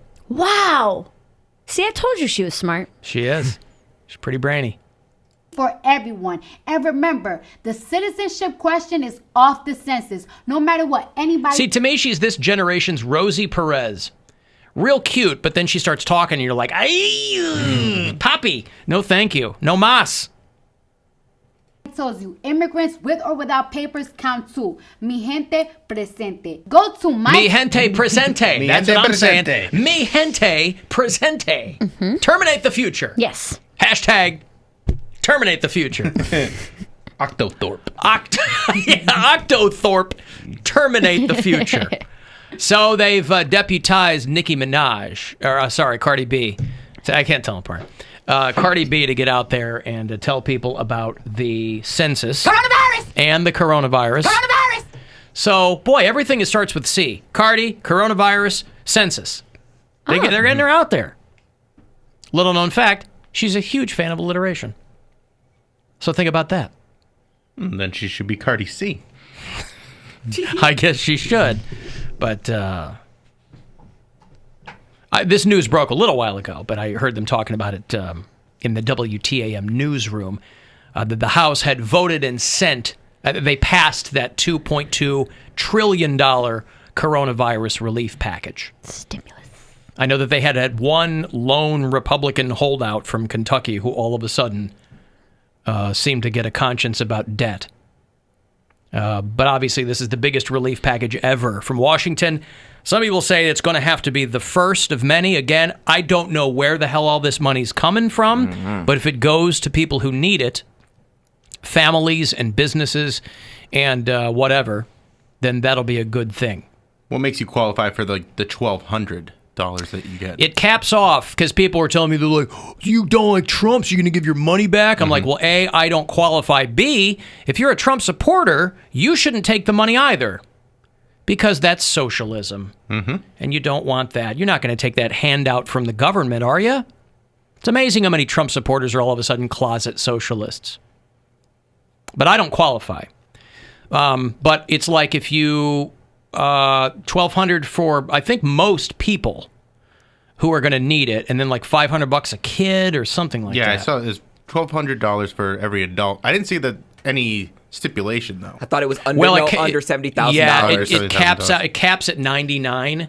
So I'm not sure what the breakdown is on it. It caps at $99,000. Yeah, I wonder how many six-figure people lost their jobs. Is it just like the worker bees, like everyone who makes? It's mostly the worker bees. I mean, boy, if you want to bring a tear to your eye, look at the unemployment claims. I saw. Oh God, it goes straight up. Ohio is among the worst states too. So I hope this, by the way, brings into sharper focus as many people who have said, when Bernie Sanders was really riding high for a while, and he's not getting out yet. He's still out there trying to make something happen. But for all these people who are like, Medicare for all is crazy, how would we afford it? Yeah, well, we came up with $2 trillion. So it's amazing how many things become affordable and not crazy anymore when everything grinds to a halt. So for people trying to make the case that your health insurance shouldn't be tied to your job, I certainly hope that, this becomes more possible to you. All these people who lost their jobs and also lose their benefits, you can't go on like that. So I think the whole thing makes a really, really good case. Even if you were on the fence for Medicare for all, makes a really good case for that. Because they're always like, well, people like choice. People like choice. Like, well, yeah, okay. But these people didn't have any choice when they lost their job. If you lose your job but don't lose your health insurance because it's not tied to your job, that makes a lot more people not freak out. And when you have people a are job, freaking out because they're losing. I mean, pandemic aside, obviously it's magnified a millionfold because it is a health emergency. But even if there was no health emergency, people freak out because if they lose their job, they lose their health insurance. They have to the end of the month. It's not so bad. And then when you have like the whole choice thing has never made sense to me because you have the choice that your employment offers you, which is not it's a a lot false of choices. choice. It's not a lot of choices. No. So we'll see. And listen, there's another pandemic coming. We don't know when, but stuff like Ebola and the avian flu, they're just one airplane ride away. So I hope that everything that needs to be done to get this thing under control is done. It won't. Well, we don't know that. Listen, man, I'm trying to be glass half full. There is no upside in being pessimistic about it. There's none. No upside. It is day after day. It is unrelentingly bad news. So there's no upside to not trying to be optimistic about it. So this pandemic is spread because of hygiene things like washing your hands and how you cough and just things like that. What's going to be the next pandemic, and what are we going to have to do better? Where people are like, who wasn't washing their hands already? Testing. They're going to have to figure out testing. No. I mean, like, what's the, like, if I'm just like a hypothetical pandemic that is spread by like not flossing or something like that.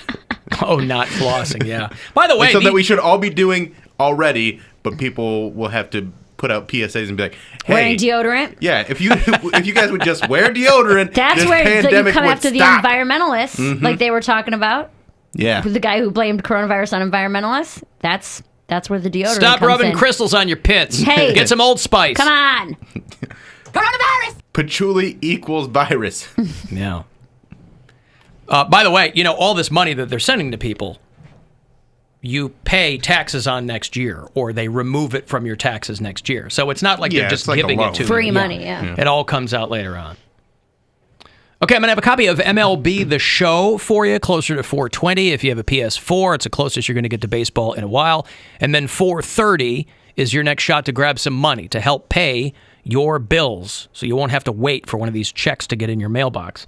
So $1,000 just about every hour. Next one coming up around 4:30. The Alan Cox Show on 100.7 WMMS. And everywhere you go on our free iHeartRadio app. Some people are getting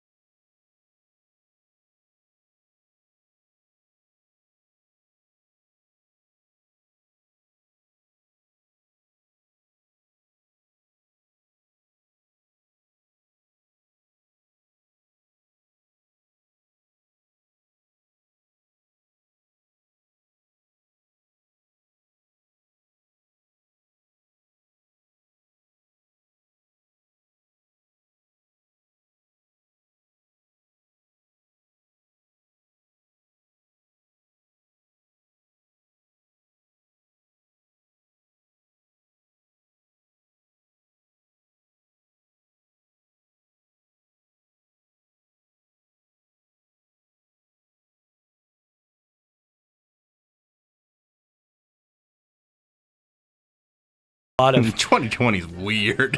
Yes, isn't it? And it just gets weirder and weirder and weirder. Obviously, I'm sure the numbers are artificially low there, too, because of the testing. I don't know how they're doing it, but Mexico has fewer than 500 cases being right number now. one in the entire planet. And the U.S. has over 65,000. Oh, no, we're over 80,000 now. Are we now? Yeah, we Okay. are number one on the Again, entire though. planet. With the testing, we're testing more than any other country. But are we? Probably. Listen, we're not. We don't have enough tests. We don't. And that's We're why. not testing more than... No. There's a shortage of tests. That's We why don't this have any. whole thing is a problem, because we haven't been testing people. That's why the numbers are artificially low, and we're still number one. In the, Okay, but we're testing more than other countries are. We're making up for lost time. No. Well, because those other countries... We're testing more than Canada and Mexico. Yeah, because they only have 500 cases right now. That's why they don't want Americans coming in. We're testing more than we were, but we're not testing more than China was. But my point is that in New York alone, New York City has done more tests than the entire country of Mexico, probably. Probably. So I'm saying the numbers are skewed. That's why we have more than any other country in the world. We have more access to the medical equipment that they don't have. But we don't have the tests that we need to get an accurate number. I understand, but everyone's like, "Oh, we're number one," and it was like, "Yeah, because we have the equipment to be number one." No, we don't. We don't. We That's have the more problem. than the, comparatively to the other countries. I don't know. Not China or Italy or any. No. Yeah. Or South England Korea or anything like that. Yeah.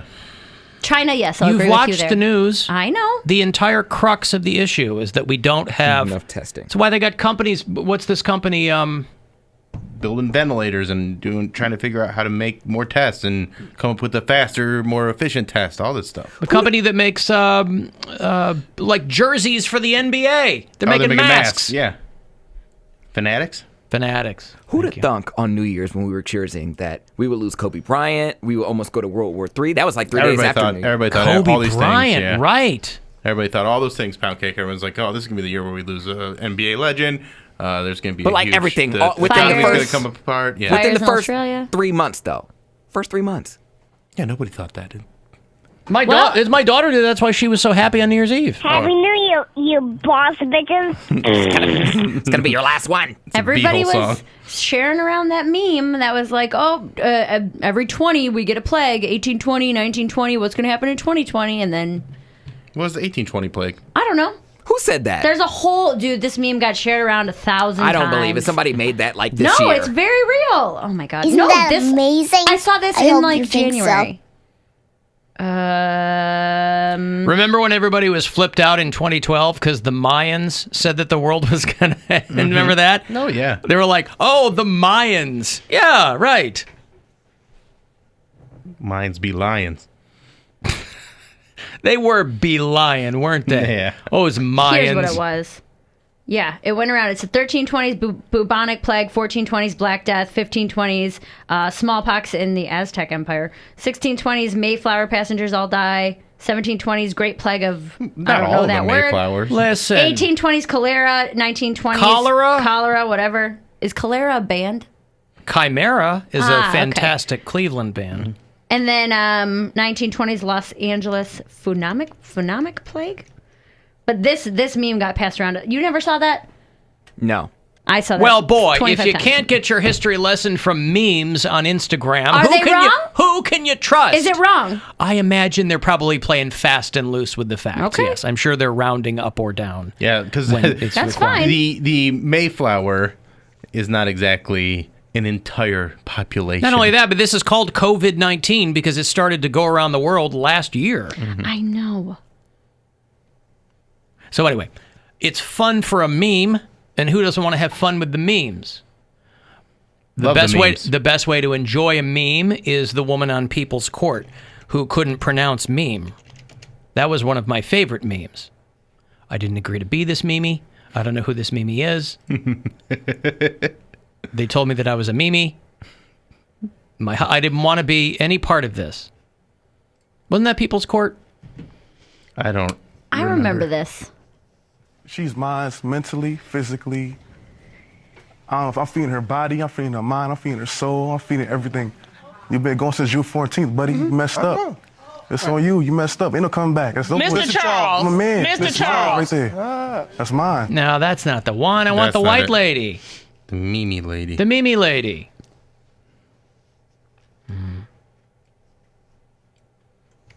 See, when I try to type that quickly, that's why I can't find what I want. Mimi lady, Judge Judy. Judge Judy. Was not it Judge People's Court. Judy? Yeah. Oh. This is a Mimi. Yeah, she's like, I didn't want to be part of this, Mimi. Let me find it. This is a Mimi. I did not start this Mimi. I did not make this Mimi, and I did not share this meme. Mm-hmm. I did not make this Mimi. I did not. And you're on national television, too. Yeah. Yeah. Maybe her name was Mimi. You know, nobody thinks about that, do they? Everybody just wants to chastise this woman. They go, ha, ha, ha, and they point and laugh. But maybe her name was Mimi. She's talking about a picture of herself. If you go to AlanCoxShow.com, there's no shortage of things with which to waste your time. This week's Alan Cox Show Instagram hotties are there. That's right. Mary's Tribe fans celebrating opening day in quarantine. Something that's so good that Mary had to listen to it during the show yesterday. All right. Which led to the I'm newest feeling post. very attacked this segment. Which led to Poundcake yells at Mary. Well, it says for Alan, but I just kind of, Yeah. Yeah. You told him to. Yeah, I said, go ahead, give it to her. And he did. Mm-hmm. I cut him loose. He could not believe his good fortune. Here's my lucky day. He It had a lot was to say. really your lucky day. Is a pretty big radio market, but it's an even bigger television market because it encompasses Akron and Canton. Jeez. What? Is everything okay? My phone Mary just keeps watching her own video. I'm not. She It likes just to watch her own video. It's up. It's During like, the show? She should be very proud Do of it. I have to It's a scream good- at her like Poundcake? It's a good Poundcake, video. scream at her, will you? And I think Oh, so you want to be on your phone while you're on the show? The stupid. You the clearly new, don't care. Oh my God. Clearly what we're Listen, saying is not interesting enough to you, Mary. Can you not for 23 It's a seconds distraction. let me explain myself? Oh, no. Sorry, by the way. you're making a comedy. What was your last show? Alan said, can you yell at her? And there wasn't a 1 second pause. No. He started screaming. Hey, when he doesn't have his phone in his hand, he is on it. He'd be like, No pause. Let me put my phone down. I'll yell at her. Now, that would have been great if he's like, Poundcake, can you yell at him? And he's like, "Huh?" You hear the click, click. He puts his headset on. What was that? Yeah. What? What's going on? Huh? All right. Yeah, so that's all there.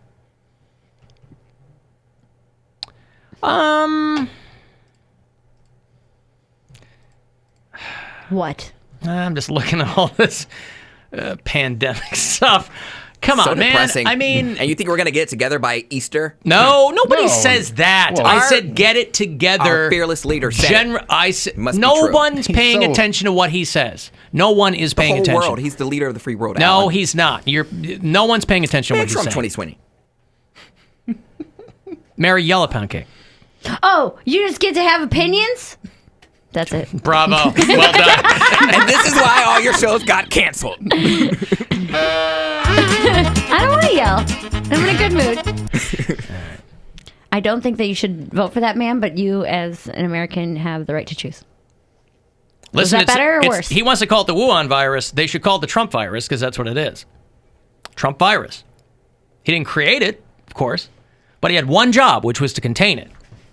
And he failed miserably and continues to fail miserably. Everybody makes mistakes, Alan. Trump virus. You're very And we ain't seen judgmental. nothing yet, by the way, on this whole thing.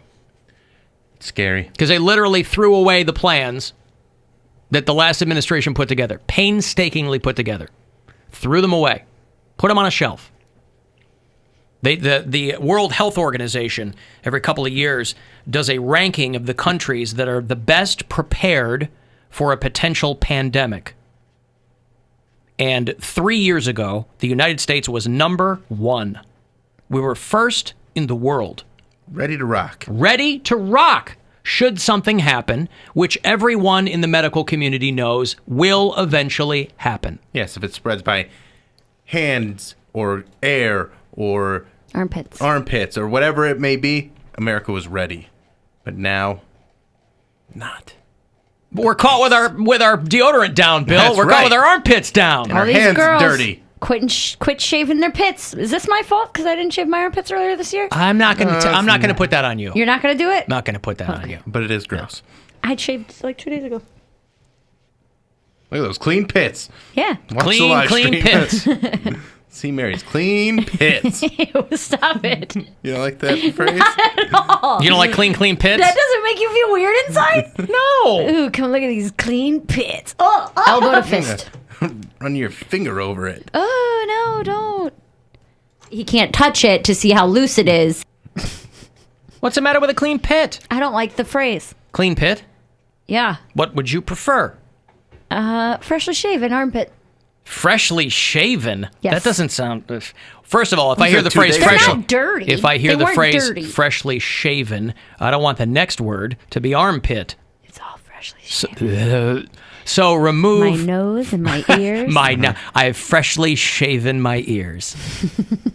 Hey, listen, there's some people that have to shave their ears. Dude, some people got to get in there, man. I'm gonna be the old guy with the ear hair. Are you? Yeah. You're not going to shave it? No, I will. Oh. I'm just saying everybody's gonna have a weird thing when they get older. Oh. I'm gonna be the guy with like the fuzz in the ears or I whatever. get some pretty wispy, like long hairs in my ears, and I have to just yank them out. Really? Oh yeah. And then I also know guys that like their ear hair like grows on their lobe, so they have to have Like a werewolf? Yeah, basically, it's real disturbing. And there's some people that take care of it, and then there's other people that just let it go because that's who they are. Your ears have hair on them, right? Yes. Like a little bit. Yeah. So Everybody. imagine that not being a little bit. Like imagine it being as long as my beard hair is right now. Ew. And your earlobes never stop growing. Your nose and your earlobes don't stop growing. Wow. So if you have a lot of nose hair. Hairy lobes. Harry Lobes. He was my accountant in Pittsburgh. Harry Lobes? Harry Lobes. What was his slogan? CPA. What? What was his slogan? Harry Lobes. Anywhere around the globes, if you need your money handled, call Harry Lobes. Well, I mean, not in that accent, though. Huh? Was that the way he said it? Yeah, he's in Pittsburgh. Oh, he was in Pittsburgh, though. I see. Yeah, but he wasn't from there. Oh, No, he was just okay. my, yeah. Hey, everybody, you got problems with your money? Come on down to Harry Lobes. Right? Hey, it's tax season again, everybody. Come on down. Whether you're coming from the Mon Valley or you live downtown, I don't care. Come see me. Ain't that right, Alan? Yeah, Harry's my guy. Go see Harry. I've been doing it for Thanks, Alan. So, tax season upon us again.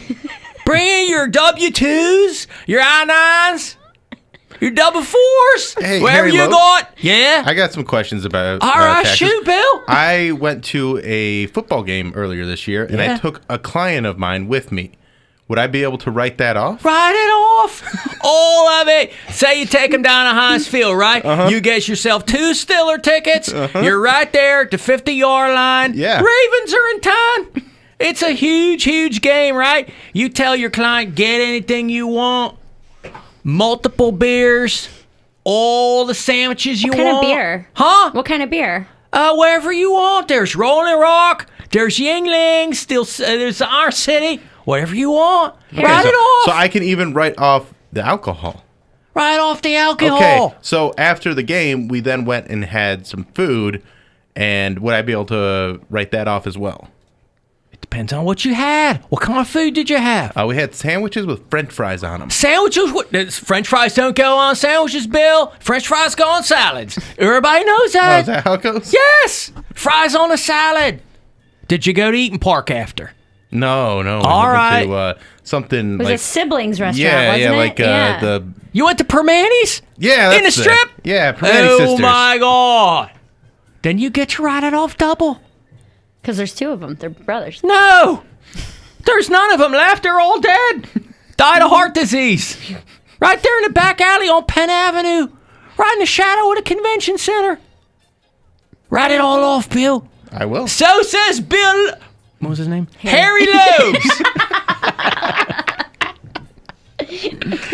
Yeah. So he was my money guy back in the day. Yeah, old Harry Lobes. Oh, I like Old Harry Lobes. There you go. Yeah. So anyway. You're going to have ear hair. That's where we landed on Ear that. hair. Yes.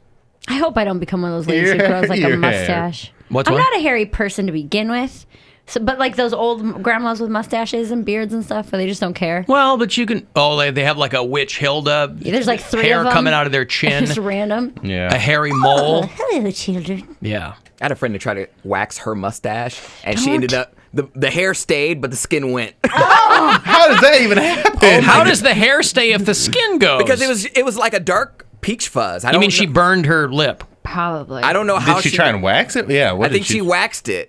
It might have been a chemical burn on her skin. And you could see exactly where the tape was, Oh, and the the hair was still That there. looked like a Kool-Aid mustache. Yeah. But it looked like somebody just like scrubbed coal on her. I was like, oh my god, that's so funny. What happened? Good dirty little hillbilly She was kid. like, I tried to wax it. I was like, well, it's just peach fuzz. Just put some makeup on it, and no one can see it. Did that make her Greek father very upset? She was Mexican. But yes, it made her Greek father very upset. Took a shot. It's one of the big 3. She had a Greek daddy, and he was upset. What? He's like, you're not hairy enough. You have an update on your friend that was in Peru, though. Oh yeah, she's back on American soil. Hey! If she's not in Cleveland yet, she will be. How? I don't know all the details, but I know from what she posted on Facebook, she said she somehow got a car to Lima. She was in Corsico or Cusco, Peru. Yep. And she got a car, and then it only took her a portion of the way. Then she walked 3 miles to the airport, and then it was another 3 hours waiting in line. So she had to walk 3 miles to the With airport her luggage. with all her luggage? Her and Wow. friends. Yeah. Oh, wow. So she has had, this has been an ordeal. I was like, at least you have an adventure. Write a book, homie. Write a book. And she said it was a 9-hour flight home. She's like, and then it was in Miami. But that has to be the best feeling when you finally, like... You get to Miami and you're No, like... but like just getting through security and waiting to board the airline, like you're just like, this is so She happy said right she now. got stopped at so many checkpoints by like the Peruvian army, the police. Everybody was asking like, this blonde chick just going down the street with all her luggage, looking like she's having the worst day ever. She's like, I'm American. I don't know how dangerous that was, but I'm sure it wasn't. Yeah, I'm sure they safe. doubted that she was part of ISIS. Still. A blonde girl dragging a roller cart behind her. A Louis Vuitton. You know? I like that they didn't help her either. They're like, No. are you American? They're like, oh, okay, keep going. Keep going. They could have 3 miles in a car. They had her there in 15 minutes, no problem. Yeah, I'm sure But they're like, yeah, keep walking. You'll get there. It's up there on the right. I'm sure she could probably stay in Miami for all she cares. I'm sure she's just happy to be back on like American soil. I don't even think she cares about the quarantining or anything like that. Is she quarantined? She's probably safer in Peru. I don't know. I don't know if they have like a thing once you get off the plane and apparently they're supposed to be like a thorough. testing center at the airport or something? You would think, but we're behind, so they probably didn't. They probably were just like, whatever. If you don't have a fever, just go. They're like, come on, join the party. Come on in. Welcome to Well, especially because Miami. you talk about being behind. Florida is like... That's true. They got to get dragged into this kicking and screaming down in Florida. Because I guess when you're the governor of Florida, you go, nothing bad ever happens in Florida. We'll be fine. Right, like city by city, they're basically doing it. Like, so Miami's got pretty strict. It's by county, I think. Yeah, but like, is it by county? Yeah. So in Wade County, very strict. But then you go one county over, and they're like, we're out doing things. Sure. And it's getting spread around like crazy. Yeah, well, we'll see. But it's warmer there, so that might help. But then everybody was on spring break down there and got all sick. So Oh, boy, all those spring breakers. Poor Brady Slibbert, or whatever his name was, from Cincinnati, You nailed Ohio. If I get corona, whatever, man. Okay, I got MLB The Show for you on the PS4. You want to play that? I'll have a copy for you. And your next chance to grab $1,000 is coming up. We're giving you many opportunities to pay your bills. So your next one is coming up here at 4:30. The Alan Cox Show on 100.7 WMMS. And everywhere you go on our free iHeartRadio.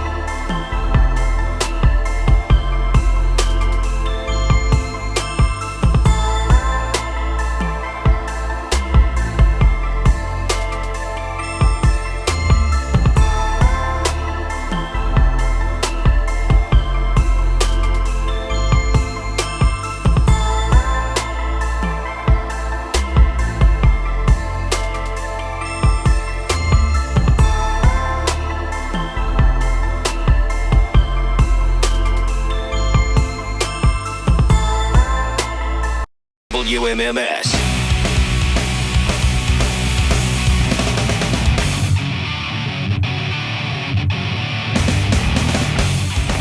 35192. Send me a text, AlanCoxShow.com for everything else. We've got this week's Alan Cox Show Instagram hotties. Mary's opening day celebration in quarantine. And Poundcake yells at Mary is up there as well. You know, a little bit of the old role reversal. I don't know. And you can watch live there. You can listen anywhere on the iHeartRadio app.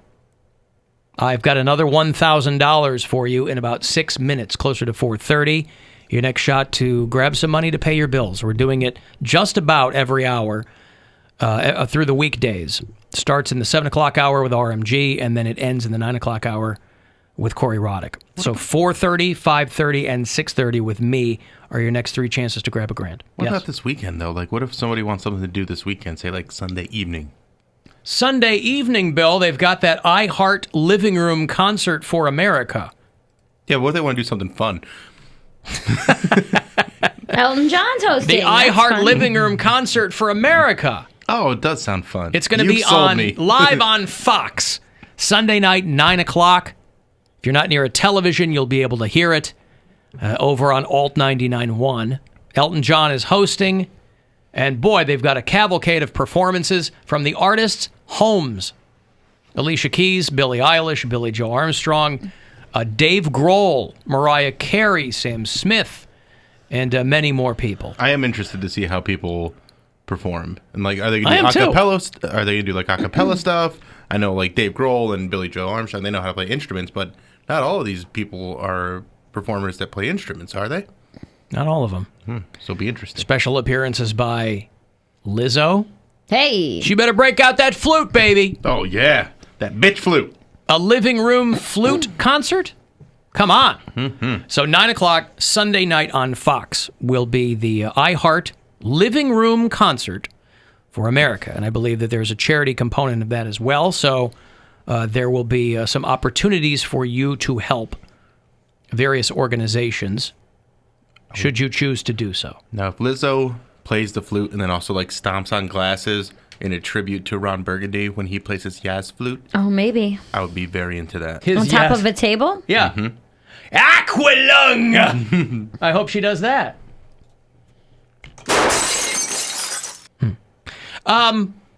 Tiger King. Everybody's talking about Tiger King. You saw that they're already casting the miniseries about it. So the documentary they're watching, it's all over Netflix. Number one. They have a ranking now. They're top 10. Tiger King, number 1. We're 1 episode short from the finale. Very last episode is coming up. But they are going to be casting a mini-series version of this. The only casting that they have announced is that Kate McKinnon will play Carol Baskin. That's not bad. It's not bad. That Carol Baskin, by the way, they were showing a lot of those old photos of her. She was a piece. When she was young, she was hot. I mean, if you look at her now, you're like, yeah, I could see where, Kate Hello, McKinnon. Cats and kittens. Yeah. Oh, she's creepy. They're all creepy. All right, who should be the Tiger King? I think Thomas Lennon. Seth Rogen. Someone said Dax Shepard. Dax Shepard. I like Dax Shepard a lot. Dax Shepard. Joe Exotic, the Tiger King? Yeah. Seth Rogen, I think. No, you got to have... Val Kilmer should absolutely play Doc Ansel? Yeah, but he can't talk. Oh, it's right. He's got that throat thing. God damn it. Yeah. All right. Joe Exotic should be Walton Goggins. Walton Goggins would be great. Give him that handlebar mustache. Mm-hmm. Ooh, that's a really good casting. I like that a lot. Somebody- And then you can make Danny McBride. Danny McBride could be Doc Antle. There you go. Or Tim Robbins.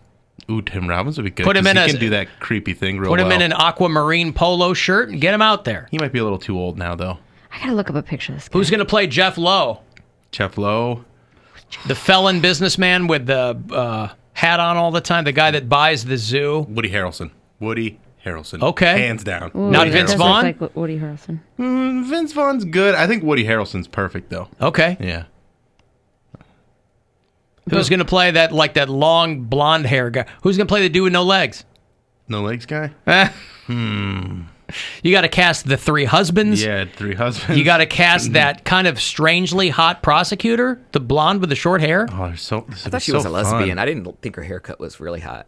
Well, I don't know that she's not a lesbian, but she's still cute. Amanda Green. Who, all right. She has shoulders like a linebacker. The blonde guy could be the blonde guy with like the long blonde hair. Yeah. Chris Elliott. Like from Schitt's Creek. Yeah. He's still got that hair and the whole thing. Yeah, all right. That one would be good. Not Aaron Eckhart. Remember when Aaron Eckhart had long hair? Oh, yeah. Aaron Brockovich? Yeah, that could work. He needs a win. We were talking about, I was going to just say, we were talking about James Marsden the other day and how weird it is that he never, what happened to Aaron Eckhart? Right? That guy was in like great movies, and then he's doing like Frankenstein and straight to DVD. He was the goddamn Harvey Dent. He's hot. Yeah. Oh, he is Harvey Dent. What happened to Aaron Eckhart? I don't know, because he's a good actor. He's He great. just made some bad decisions, I guess. He was in some movie where he's like, people are possessed and he's running in their dreams. Yeah, and the Hot Frankenstein. Hot Frankenstein. You know who might also make a good Jeff Lowe? Batman. Michael Keaton. I love Really? Michael Keaton could kill that role. All right. He would kill that role. Okay. Michael Keaton's like my number one dad crush. When I think of a guy who kind of just looks like a dad, Michael Keaton. He's from Pittsburgh. He does it for me. Could J.K. Simmons be Alan Glover? The bald, almost hitman? Oh, yeah. Right? I saw on Yeah, Twitter, I can see Edward Norton was up for Joe Exotic as well. I love Edward Norton as Joe. That'd be very good. So they've announced All right, that wait, we gotta go. Kate McKinnon's going to be Carol Baskin. The girl that lost her arm. Who's that going to be? Oh. I wish I would have seen this. I just got internet today. That should be a guy. You think a guy should play that girl? Yeah. No, because everyone's going to make her sexy. No. I think that No, I don't she would want a guy to play her. No, I think there's someone out there that could play her really well. I'm trying to think. Who's that Puerto Rican girl? Fortune Femster. I don't know who that is. Who's that Puerto Rican girl that played in Fast and Furious? Like the Michelle very first one? Rodriguez. Oh, yeah, that's not bad. what I'm That's not saying. bad at all. Because they're obviously going to make her. Yeah, they're going to visually butcher up a appealing. little bit. Yeah, but she'll still have a little sexy to her, and she gets her arm bitten Well, off. I think so it's I think Michelle Rodriguez is gay, isn't she? She's like a dabbler. Oh, okay. Yeah. Because she dated Zac Efron. And She's you fluid. You can't be gay and date Zac Efron. Like, Yeah, you can't be gay and date Zac Efron. Oh my God. You can put Zac Efron as one of the husbands. Hey, there you go. The guy missing all his twofers? Absolutely not. He would love that, though. No, he could be the last husband. The husband at the end. Okay, it was Because he's actually Dylan or whatever. He's a really cute one. I can't believe that he had 3 husbands and they're straight. Well, 2 of them, and I can't even get one. What's But his they face? were all tweakers. Yeah. And he had money. The one He that didn't have money. Yes, he did. You see throughout the documentary that he really didn't have that much money. Okay, but they thought he did, bought- and that's how he got them. There were 19 and tweakers from like other states. That's how he got them. Buying a truck and a gun all of a sudden now means you have money. What's the Aquaman? He could play the one that. Jason Momoa? Yeah. No, not him. Eric Balfour. Get him. From 6 Feet Under? Just type him in. Eric Balfour. Yeah, he's in 6 Feet Under. I think. He's Back in probably the too day. old, though. They gotta be like young. Yeah, makeup. I mean, it's the magic of Hollywood. Joe Exotic, by the way, filed a $94 million lawsuit from prison. He said that he was set up and discriminated against. Because he was gay. I know the feeling. Well, I mean, if you watch this documentary, you're like, somebody's setting somebody up. Okay, yeah, that's actually really good. I told you, right? Eric Balfour is very good. Yeah. Exactly, because he got Yeah. the mustache and everything. Yeah. See, and he needs a job. Get on it. Let me be a casting director, man. Maybe I'm in the wrong profession. It's one of my favorite things to do. Boy, it's crazy, though, that guy, because a lot of the documentary is him calling from prison. Mm-hmm. They gave him 22 years. It was 79, right? Oh, I don't know. It was 79. He was doing a lot of different things. He's suing for over 78 million. He filed a $94 million lawsuit. Now, who's he suing? Netflix or the He's lady? suing against the U.S. Department of Interior and the U.S. Federal Wildlife Service, claiming discrimination.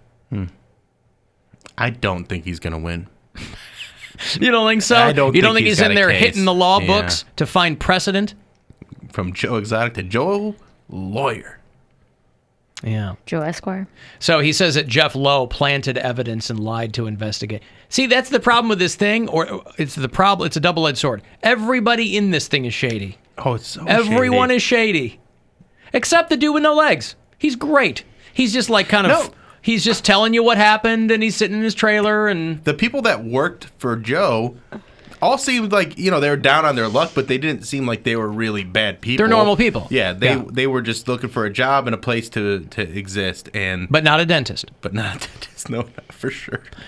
I've got $1,000 here for you to hopefully pay some of your bills. Okay, good luck.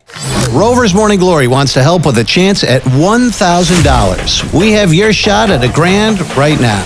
Text the nationwide keyword LOVE, L-O-V-E, to 200-200. You'll get a text confirming entry plus iHeartRadio info. Standard data and message rates apply in this nationwide contest. That's LOVE to 200-200. Good luck from 100.7 WMMS.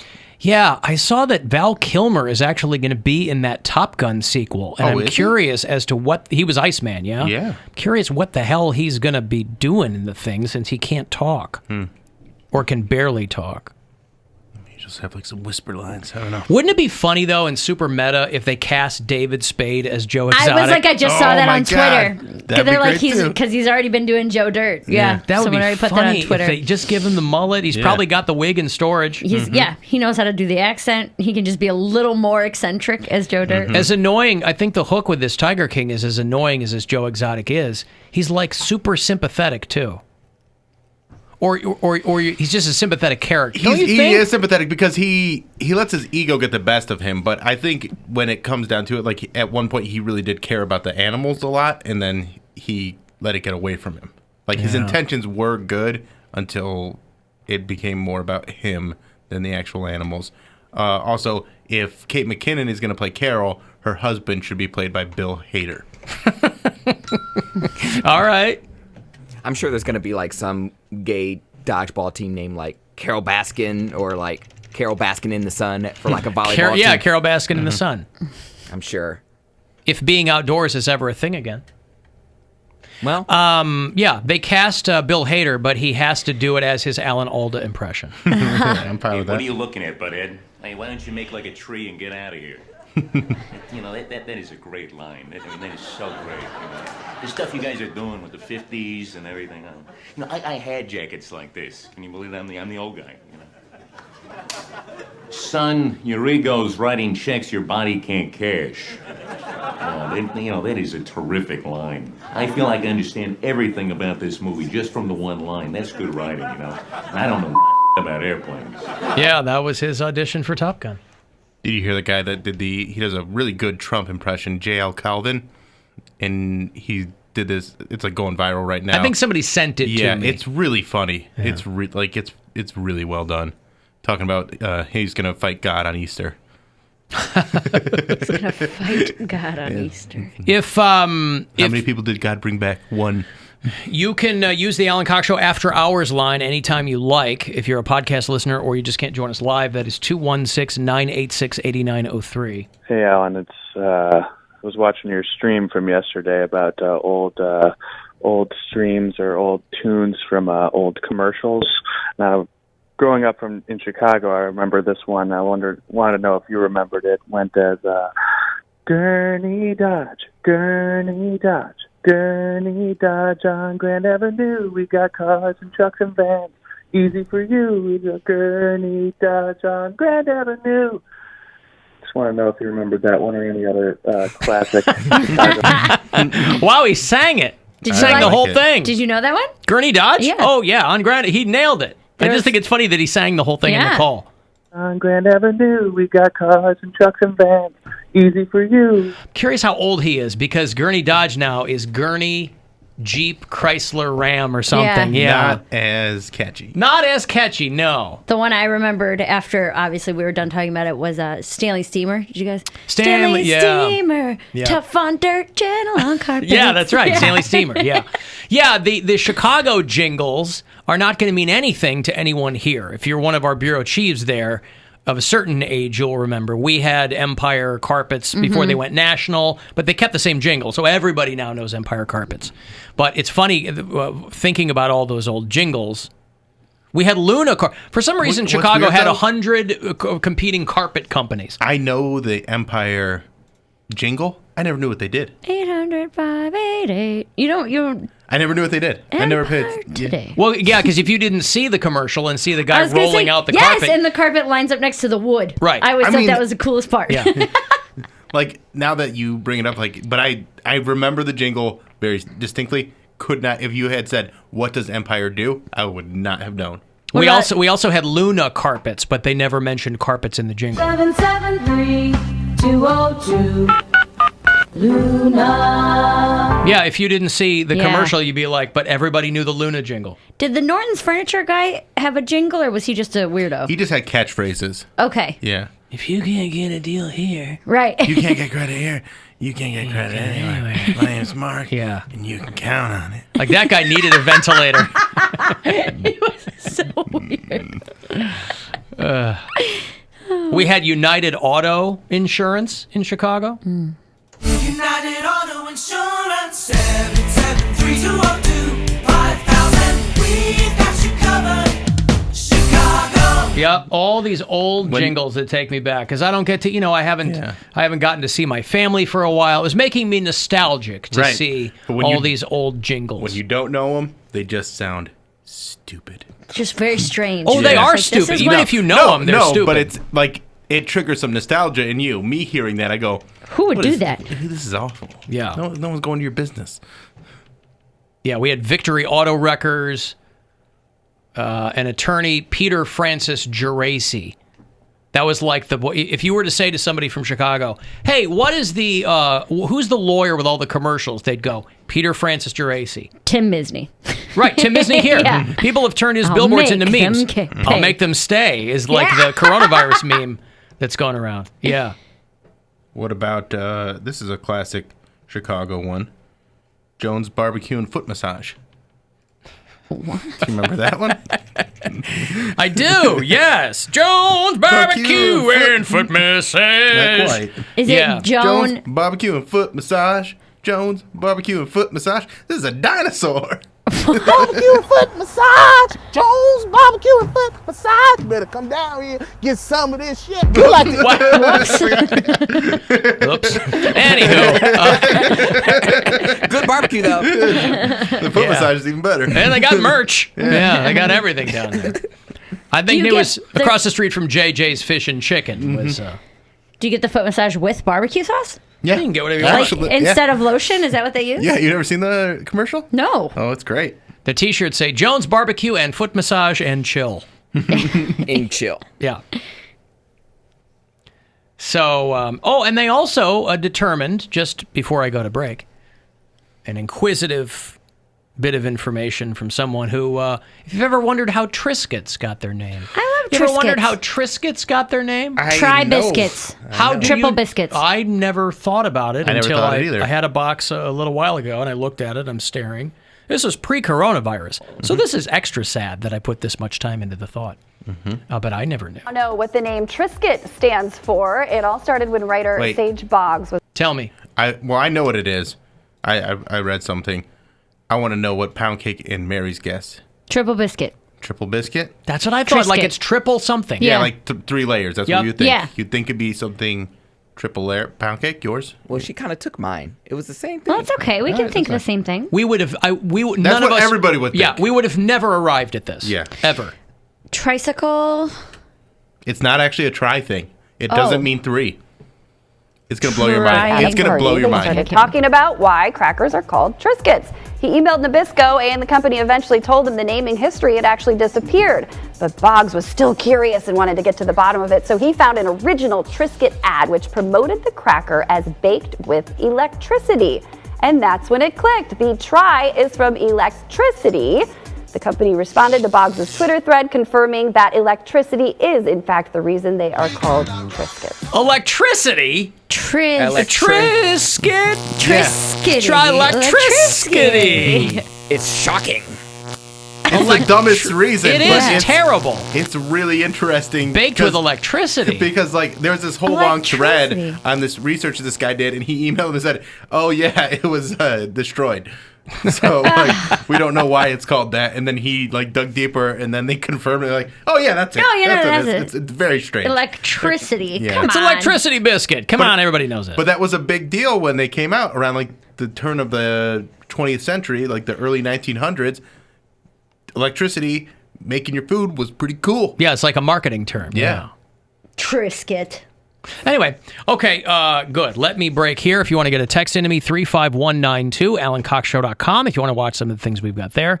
And you can listen anywhere on the iHeartRadio app. The Alan Cox Show on 100.7 WMMS. And everywhere you go on our free iHeartRadio app.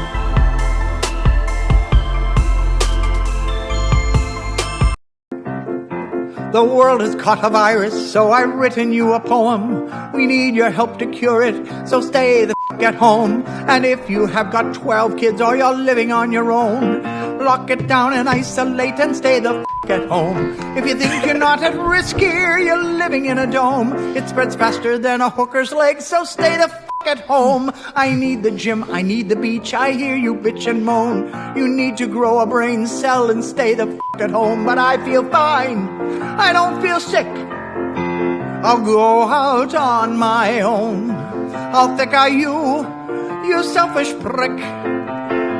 Please just stay the f*** at home. I don't know who this guy is. I was gonna say, who is It's it? an old dude. Melanie in Parma Heights sent me this. She found it on TikTok, and that was really funny. I'd like to give the guy credit, but I don't know who that guy is. But he probably raised the median age of TikTok by about 65 years. So thank you, Melanie. I thought that was very funny. I didn't get to play the whole barbecue and foot massage clip last segment. Jones Barbecue and Good Ass Foot Massage. Jones Good Ass Barbecue. Is it Good Ass Barbecue or Good Ass? It's Good Ass Barbecue and Foot Massage. There were a lot of people, who, myself included, this is probably 10 years old now. Yeah. But there were a lot of people upset that this was not a real place. For obvious reasons. And it took a while because the guy had a local Chicago phone number. He had an actual address, 119th and Old Cicero, which is not far from Midway, probably. And so there were a lot of people who were like, where is this place? And they were looking for it. He's putting, did you watch it in the break? Yeah. Yeah, he's putting barbecue sauce on the dude's feet. It's so funny. We got a dinosaur. Like, how could you not have a place like that open? You like to eat? America loves to eat. So why not open up somewhere America can sit down, enjoy a meal, and get their feet rubbed? We'll fry anything you want for $5.99. As long as it's friable or edible, we're going to make it deliciousable. We will fry parts of the chicken you didn't even know was friable. The beak, the feathers, we'll fry candy bars. All that European stuff that you don't really normally eat, we'll bring it down here and fry it for you. Ask McDonald's to fry something other than what they normally fry. Guess what you're going to get? Nothing. If it fit through the dough, I'll put it in the fryer. Hell, this is a dinosaur. All our meats are gently tenderized to their optimum deliciousness. We got fine dinosaur meats.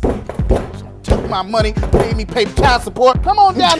He's punching a steak. He's punching the meat to tenderize it. Down here and get you a slice. Once they get your social security number, it's over. Motivated. I don't even know who the guy is. His name's Robert Hines. He's got merch. He's a funny dude. Teespring.com. He's a comedian. comic, apparently. Yeah. Is he really? Yep. Motivated. So friends, Known let's for a just long time. decide you don't want nobody. You know him? Yeah. Oh, I didn't know that. Yeah, he's from Chicago. Well, that's fine. Well, I know that, but I didn't know you knew he's- him. We worked at the Cleveland Improv together a few times, and he was just on your Mom's House podcast a few weeks ago. Oh. Mine too. Why not let one of my foot That's the Segura one? Mm-hmm. How's his new hour? Perform our It's good. magic. Yeah? Yeah. Look at that. Don't they look wonderful? If you really pay me enough, we'll massage your feet in any of these sauces also. Success is the rule down here at Jones Good Ass Barbecue and Foot Massage. So go ahead and give me a call or find us on the worldwide internets at the new website. That's JONES Big Ass Truck Rental and Storage.com/Jones Good Ass Barbecue and Foot Massage.html. Yeah. Jones Good Ass Barbecue and Foot Massage. All right. Yeah. Well, he got a lot of local flavor in there. Good for him. Classic. It don't gotta be old to be a classic. Right? I mean, as far as YouTube videos go, that's old. Yeah, it's true. Okay, listen, it's going to be an hour and some change before you'll glance at your calendar and go, right, it's Friday. And I learned that because of Bill Squire's Friday Getdown. Okay. Mary's so excited. Appropriately, a lean reaction. All right, well, there you go. Mary's very excited. Okay. It is my favorite part of the week. I feel like this long into the tenure of Bill Squire's Friday Getdown, Bill shouldn't still have to work so hard to sell you on it. I'm sold. Okay. You're not sold. I love it. Have you listened to it? No. with just your eyes closed? Because I have actually I've never closed watching my him. eyes. Okay. But watching him makes me mad. Yeah, So maybe watching that's him. what it is. Close your eyes. Watching him. I gotta get into character. Your face melts into your head. Experience it the way. Experience it the way the bulk of our customers do. Okay, Go I'll close listen my to eyes. The Office. Through your ears. You get out of here. You go listen to The Office. Completely different room. Mm-hmm. Okay. That'll take me out of it. You know who Doris Burke is? Yeah. Yeah, she has the coronavirus. Oh. ESPN basketball analyst Doris Burke, who's lovely and very good at her job, but no spring chicken, has tested for the coronavirus. She said she was symptom-free and was doing some traveling and found out that she was positive for it. Said it took 8 days to receive her test results. And that's the big problem, too, is even if you can get testing, you're on pins and needles for a week. I was reading a thing this morning. You're like, yeah, this company in Germany, they've probably developed a coronavirus test that will let you know in 10 minutes, and it costs $1. No. It's not going to work for the No, I medical don't industry, not in America. Now, here's my question. Yeah. Why did she get tested if she was symptom-free? Because she was traveling. Traveling. Oh. And when she came back, by that point, they were probably like, gave her the old forehead gun or whatever. I was going to say, is that why we're out of tests? Because people who are symptom-free are getting tested instead of the people who are in hospitals. She did the color for the last NBA game before they suspended the season. That was Mavericks Nuggets. With all the hubbubaloo, yesterday would have been opening day, but I completely forgot it was also going to be the LeBron Cavs game. I was Lakers supposed to were go to that coming game. back. I got tickets. What did you do? Did you return them? Were you able to return them? No, they haven't contacted me yet. I can't do anything until they officially cancel the season. Like if they cancel the season. Oh, because it's all postponed. It's all postponed, yeah. Think they'll cancel the season? The way things are going, yeah, I think they will. I heard that Pride in CLE is coming back in September. They're changing Pride Month? I mean, the way it looks, even if June is good to go, they still have to have people to plan it, and we can't just be free June and then the months before, like, we didn't have anybody. Yeah. Or nobody was playing anything. Let's think about this. Let's be optimistic, right? Let's assume that by Q4 of this year, right? Let's say that the last 3 months of this year, everybody's okay and feeling good and the worst is behind us. Wintertime in Ohio is traditionally not a whole lot of fun, right? Everybody's inside, whatever. You don't go outside unless you have to.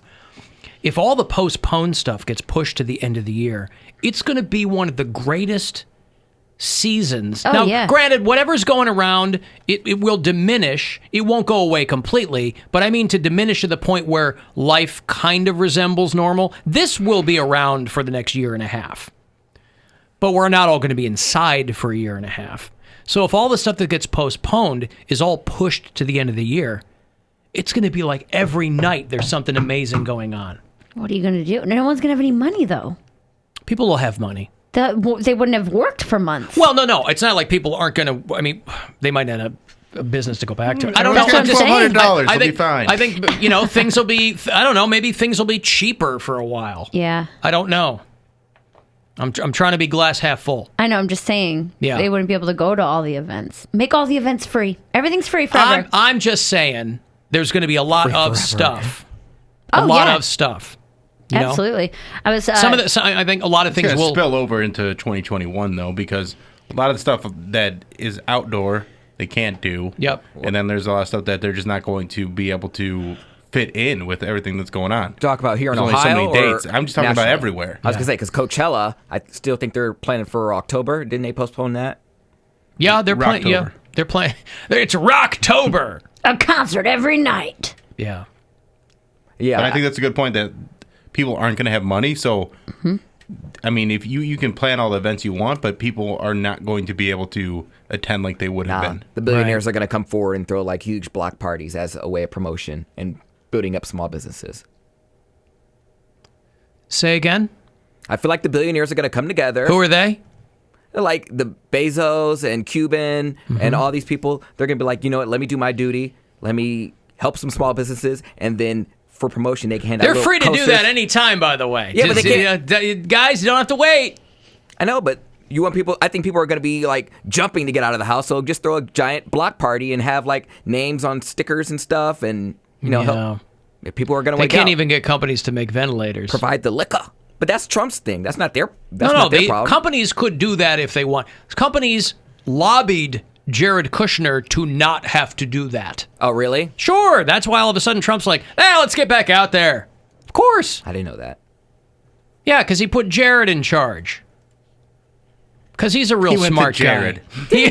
He went to Jared. Isn't Jared's dad really corrupt? Like, isn't he in He prison? did prison time. I don't know if he's still there. father-in-law Yeah, is. Charles Kushner. They're all crooks. The big fat senator or governor of New Jersey.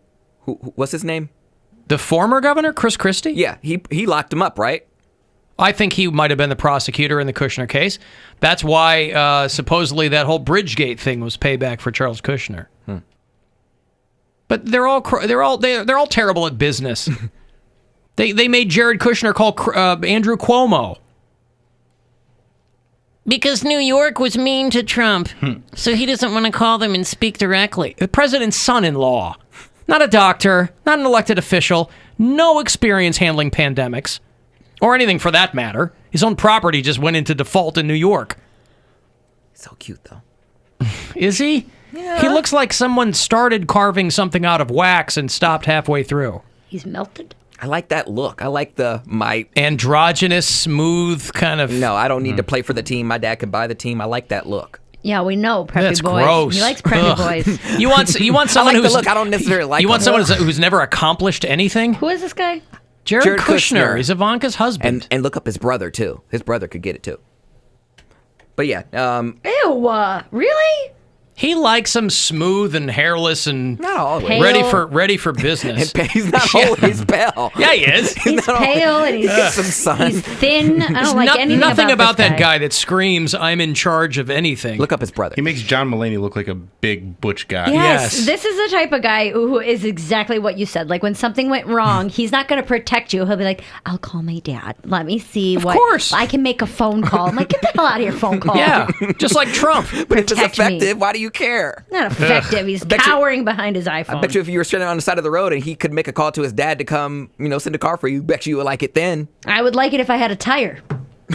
What if his If dad a was man like, could fix a tire for me, that'd be better. You'd I think anybody would Change my tire. Irrespective of what kind of guy you like. You'd rather have a guy who could do something than go, "Let me call my dad." Sure. And I didn't say I would like Jared Kushner. I said he's cute. I didn't say he like. You said you like guys who look like that. That look. He likes the look. I like the look. That He doesn't mean I likes the like their look. personality. So If that look, see, I can't differentiate the two. I that can. look, I just look at it and I'm like, ugh, Because what the do you look do? rarely accompanies a guy who's out there kicking ass. Who has abilities. Yes. I think some murderers are hot. Now, I mean, I want them to murder me. Well, that's they don't different. murder every person they meet. Maybe they would spare you until you started talking to them. I would say I and then definitely they would get murdered. absolutely murder you. Yeah. And they might not have been a murderer. You might have brought it out of them. You awoke. Wow, Bill. Awakened something deep inside them? I give nothing but love. What? I could get more than that tiger guy, Joe. But he does get a lot of he love. had Hey, three I husbands. molest children. Yeah. He had 3 husbands. 2 of them were straight too. What am I doing wrong with my life? But would you want a straight guy to marry you? That's his dream. A straight Or guy a whose straight dad guy to has marry money. you? A guy who will most certainly eventually leave you. I trade up. Trade To up to what? what? Another guy. I'm sure he got some friends. I'm Trade like, up? yeah. But you're married to someone. You're not looking like, well, when this guy leaves, I'll trade up. 5-year plan. Well, that's a funny bit. I'm just saying, like, if you were going to get married, Maybe you wouldn't be like, 5 years, I'm out. long-term relationship. But he had 2, so it's like he But had a you- fallback plan. So Yeah, and one of them, from what I can gather from the closed circuit camera, ended very badly. yeah, From the footage I watched, it was an accident. ended very badly. Accident. That was so bad. That was so bad. I can't believe they showed that. They didn't show. They didn't show I anything. mean, they showed the time when it happened. There's some stuff. It's still graphic. Mm-hmm. You'll see. Mary doesn't know what we're talking about. I'm still hung up on. I'm thinking about how much I hate people with money. That's why I'm quiet. He doesn't with this really one. have that much money. Not Joe Exotic. I'm talking Oh. about your boyfriend types. Kushner. Kushner. Don't hate people with money. I don't. No. I just watch what they do with it. I don't like it when Bill Gates is a guy with money who is intent on doing a lot of good things. That's fine. I don't like people with money that's their only skill set. Throw it around. They can't. Well, no, Like they they're don't. They born don't into have. it. They don't Yeah. have any other skill other than I have money. But that's not a skill. But that's what I'm saying. Right. The people who are like they don't have a personality. They don't know how to talk to people. The most basic interactions in human life. They can't do any of it. That's why your father-in-law gives you a job. Right. In the White House. Like, because he's failed at every business enterprise he's ever undertaken as an adult. So, he's like a slumlord in and Baltimore. I get mad. I mean, here's why I say hate them, because they're successful and have never had to work, and it makes me really, really that's mad. not really successful. Yeah. You know, Well, everybody they thought have Trump's been a wealthy, I failure guess. in everything he's done. Multiple bankruptcies. I saw this meme, you wanted a reality show president. Well, now you're on Survivor. Oh, woof. So, so, yeah, these are not bright people. They're people born into wealth. I don't like it. I mean, before all this, Jared Kushner was like running his dad's business, and that's only because his dad was in prison. So it's like, So true, though. His brother, I think, is running it now. His brother kind of looks like Pinback. And his dad didn't get sent to prison because he, like, got set up. He was doing a good job otherwise. He's a crook. They're all crooks. But Poundcake likes the way he looks. I don't like that at all. He likes the way that crook looks. I have one person in my mind that I really don't like, and I think that's swaying it. Who was like born into money, was able to buy This is a someone you business. know? Yes, was able Okay. like family is very, very wealthy. Has been wealthy his whole life. Is this Was someone able- I know? I don't think so. Do we know? Do I know him? I don't think any of you know him. Okay. No, I met This is him. a local person. Yes, was able to buy businesses and then turn those businesses and sell them for 10 times more than he paid for them. And then, but it's one of those people that I'm like, you have no discernible skills. Like, well, you but have that's no. but to turn a business to turn a profit on a business, that's a skill. Yeah, that is a skill. You have to have some business just don't like acumen him as to a do person, that. He had a guess. silver Well, that's spoon in his different. mouth, but it's That's still a what skill. it is. Where I'm like, the only reason you were able to acquire the skills because you were born into money. But that's not their fault. Yeah, that's it's not what their they fault. do with it. I know rich people. I couldn't buy a business because I've never had money. The only reason he was able to buy a business is because his parents But that's were rich. not his fault. I know, but I'm holding it against him. Right, but you wouldn't like it if somebody held it against you that. Once you become a famous comedian. Well, no. I'm trying to think of what the opposite of that would be. Like, oh, well, you get all kinds of free stuff because you're poor or what? You know what I mean? No, that's completely different. Well, I'm not saying it's the same thing. I'm just saying that there are. It depends on how you define advantages. I guess. You listen. I went to school with all rich kids. We were not rich, right? But I went to private Catholic school, and my friends. I mean, my friends weren't rich, but I went to school with a lot of rich kids. Some of them were grade A douchebags. Others of them were great, fine people who were born into money. And I hope that they did something nice. I knew plenty of people there's plenty of poor douchebags too. They just can't do anything that, I guess to me, it's like, I'm not impressed by that. If you've always had money your whole life and you've managed to keep it, I'm not impressed with you. And But I think a lot of people are. Was that someone who was constantly trying to impress you with it? I think that's how they get friends. And how they, Oh, sure. I think a lot of rich people are that way. They they don't have any like real companions, which I guess you should feel bad for them. Like they don't have any core people because everyone else, they just, I can do that or I can do this. Or, you know what I mean? Yeah. Yeah, A but lot of also, leeches. but you also, I was going to say, you also don't have to buy friends because people will gravitate towards people with money. Yeah. Once somebody finds out, But again, you can suss out pretty quickly why someone likes you, or if it's because you've got money or they just. He's also probably kind of rare because what I've read about people that are born into wealth, a lot of times they have a bunch of money and then they lose it. Like Because they're just not responsible with it. Yeah. Because it doesn't mean as much to them because they didn't earn it. So it's more frivolous. They're a lot more frivolous. And I have a banker friend that was talking about this, and he deals with some very wealthy people, and he's like, people come in and they will have all this money, like millions and millions of dollars to put into this business, and then it just gets cut in half, and they're like, oh well, because they still have more. Yeah, I know. Yeah. Well, okay, so that's why I don't like Jared Kushner. It's because of this guy. You want people to earn their money. I just feel like it builds more character. People who are born into, I don't want to generalize, based on my experience with one person. One person. That's what I'm saying. That's why From I'm my like- sample size of Uno. You're right. Yeah. Well, because there are also You've never had to develop a personality. but You've that- never, you know what I mean? That is if the parents who are rich give you everything. Yeah. So that's not the kid's fault. That's how it's how anybody grows up, is whether or not you're given things or you're not. There are plenty of rich parents who are like, you still got to go out and get a job. Yeah. Yeah, we have money, but you, one of my friends, his dad used to go, you don't have anything. You are not rich. I'm rich because I built a business. You I don't like have that. any. Yeah, he was like, That's what I like. Because the kid was there was a period in our lives where the kid was kind of starting to get a big head, and his dad had to set him straight and be like, you don't have anything. You're not rich. Yeah. I'm rich. You're going to go work You at the have what mall. I give you. Right. You got to go get a job. Mm-hmm. He and I were both scraping the floor at the grocery store, in the bakery. Did he change his scraping tude? old dough, huh? Did he change his tude? Yeah. He was just kind of getting to that point, and his dad was like, no. Good. I like that. Yes, if you're rich, do that. Do that to your kids. Now, No, I think you're right. there's No, also I really do. There's also the issue of like when he turned 21, he got a ton of money too. Trust Right, fund baby. yeah. But whatever. But by that time, it had been instilled, I hope, You have a in little him. bit of work ethic. Yeah. You know? Yeah. Okay, let me break. The Bill Squire Friday Get Down. You want to talk about earning something? He earns that Friday Get Down. That'll be on the way. 35192 if you want to text. The Alan Cox Show on 100.7 WMMS. And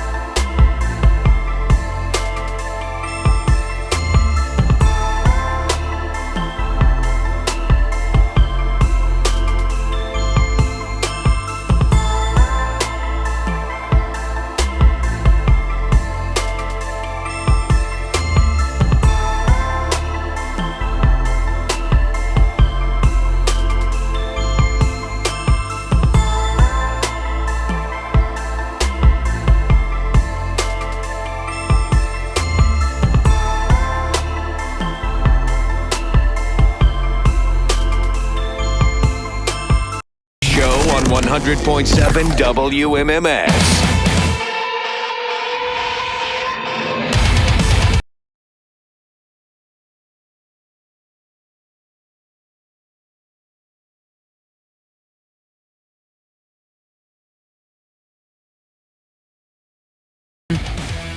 $35192 to send me a text. Another $1,000 for you about 5 minutes from now.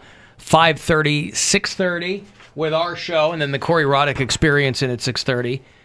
And then 7:30 and 9:30 will be the 2 times tonight. Last 2 of the week for you to grab $1,000. Plenty of money going out around here to help you pay your bills. All right, so it'll start again Monday morning in the 7 o'clock hour with RMG. The Bill Squire Friday Getdown arrives in under an hour. And it's essentially a way for you to know precisely when the weekend begins.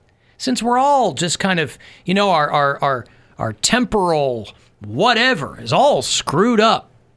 Especially people who are working from home. They're like, oh, right, it's Friday. Yeah, got to get down on Friday. You got to get down on Friday. Exactly. Jim Tubes was doing fancy Friday, not formal Friday. Yeah. So he's working from home too. He's in New York City, and he still put a suit and dress shoes on. He went all out. We should do this to do formal Friday. But he doesn't wear that normally. I know. But he just wanted I see. He wants just wanted to be to do formal. something special. Huh. To, just to switch it up, because it's so easy to get stuck in a routine where you're not showering maybe as much as you normally would. You're not putting on real pants. You're just staying home and being comfortable. I'm like a coal miner now. At my wife's request, I walk in and I get right into the shower. Good for you. She's asked me to shower as soon as I get home. Coal miner. It is. It's like I'm a coal miner. I'm coming in through the basement. So that's your excuse for the and blackface. coming up through the thing. Well, I'm not going to wash my face, Bill.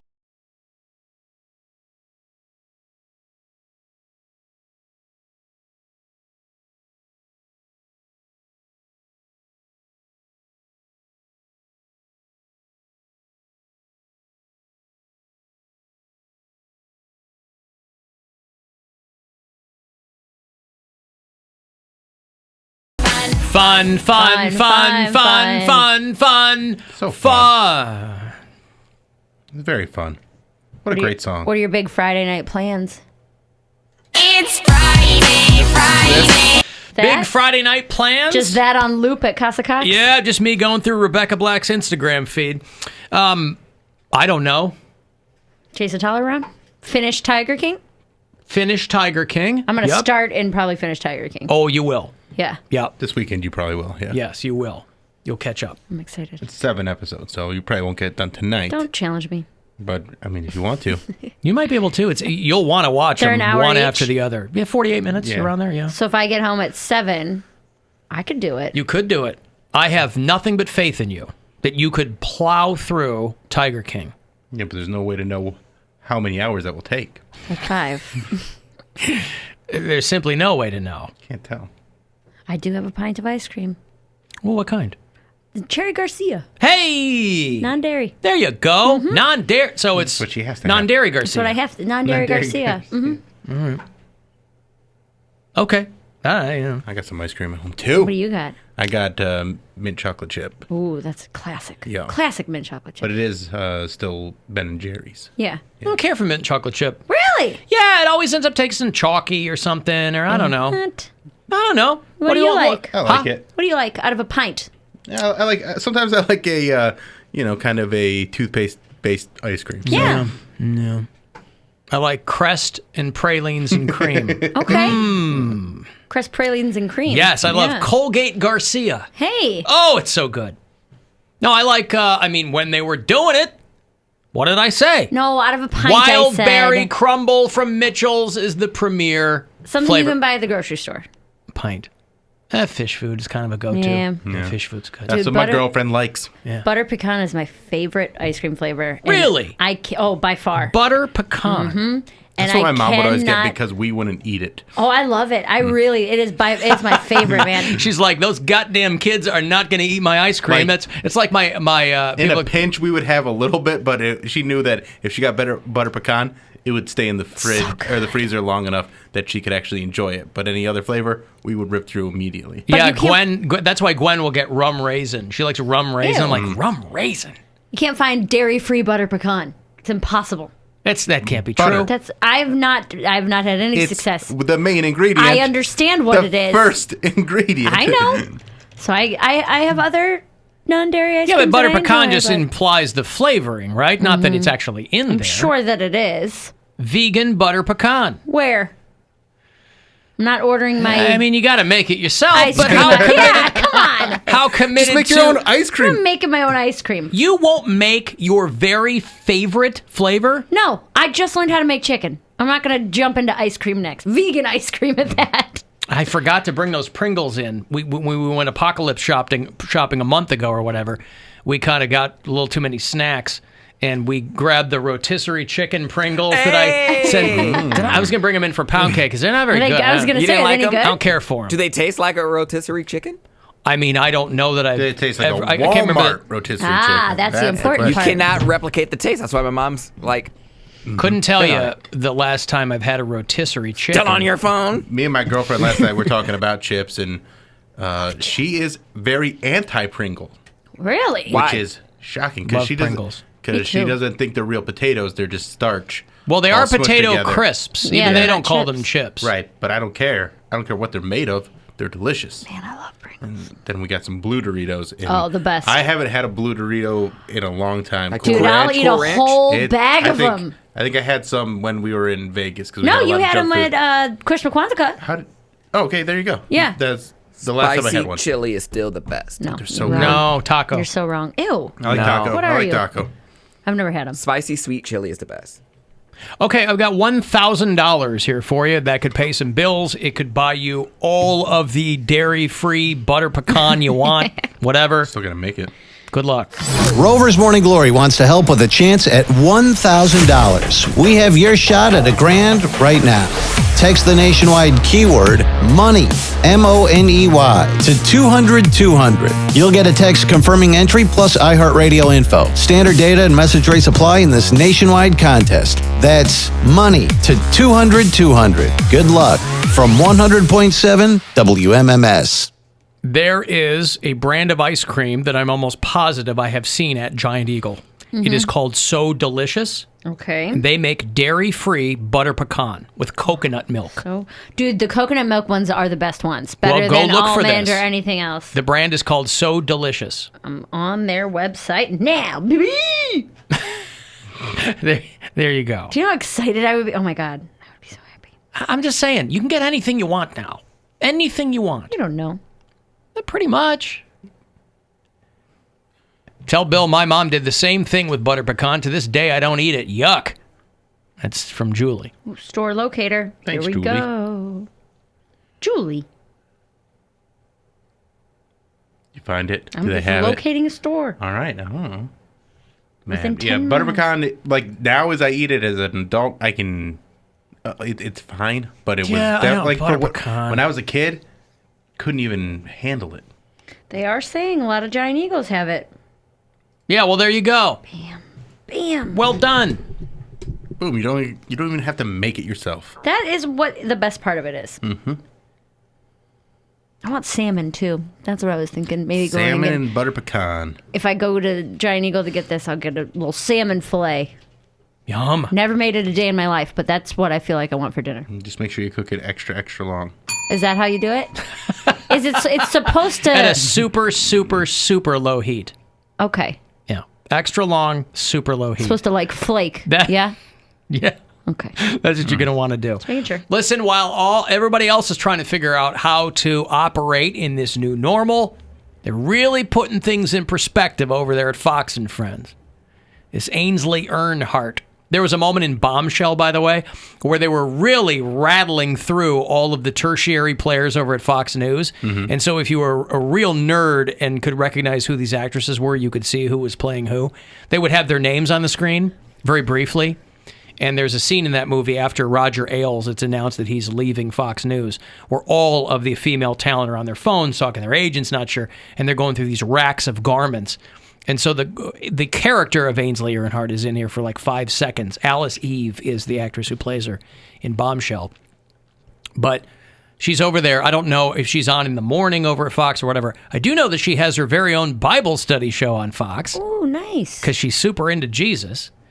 And she's also concerned about other things beside the coronavirus. You know, this is not a priority, but women have to get their hair done. I saw someone tweet out, you're going to see what color our real hair is because our roots are going to grow in. Women, all my friends are saying, you know, this is not a priority. People are dying, and I realize that. But they can't get their nails done. You know, businesses are closed everywhere. It's just, we're in priority mode right now. Listen, I know this is not a priority. I'm going to say it 5 times. This is not a priority. I know people are dying, but I can't get my nails done. I got my nails. I mean, it is true. My Yeah. nails. How dare you? I had to trim my own Not toenails, good, man. Dude, I had to cut my own toenails, too. My God. It's hitting everyone. It's hitting everyone in different ways. I can't go shoe shopping in a store. I have to buy them online. You're already buying them all online. I know, but, you know, I'm trying to relate. There's Chili Kicks in Lakewood. I like going in there and walking around. I'm trying to relate, but Trying a to lot relate. of people buy things online. I understand that. Somebody was like, "Hey, I can get this for your dog. Yeah, I'm going to get it," and they didn't get it, and they're like, "Oh, I'll just order it." I'm like, "I can order it." Yeah. I'm like, "You were gonna pick it up because you were out doing stuff, and you didn't do that. So I'll just order my dog the stuff that you were gonna get for him. Don't order it." Have it shipped to your house and then have to interact with me again. I don't want to do that. Jesus, you love social distancing. This is like the best thing that could happen it's to you. fantastic. I was texted a couple friends of mine that I haven't talked to briefly. My friend in L.A. and I was like, "How you guys doing?" And he's like, "Oh, we're fine." And he bought a car. It's just him and his wife, right? And they're my age, but they don't have any kids, and they both have really good jobs.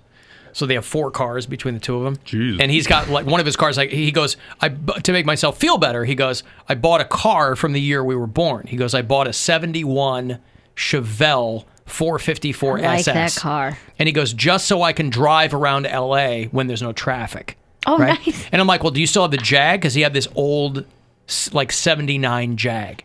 He's like, oh yeah, I'll sell it to you if you want. I'm like, how am I going to get your Jaguar? Fly to LA and drive it back. Right.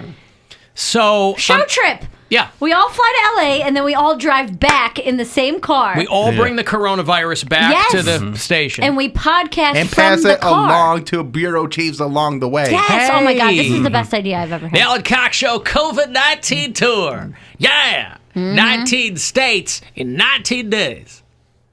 So I'm talking to him, talking to a couple other friends, and they're like, yeah, we're hanging out, doing a thing. Yeah, We're, everybody seems to be the same. Just kind of taking it one day at a time, hanging out. What else can you do? That ice cream people are telling me, by the way, Meijer, Walmart, Giant Eagle, they all got it. They don't have.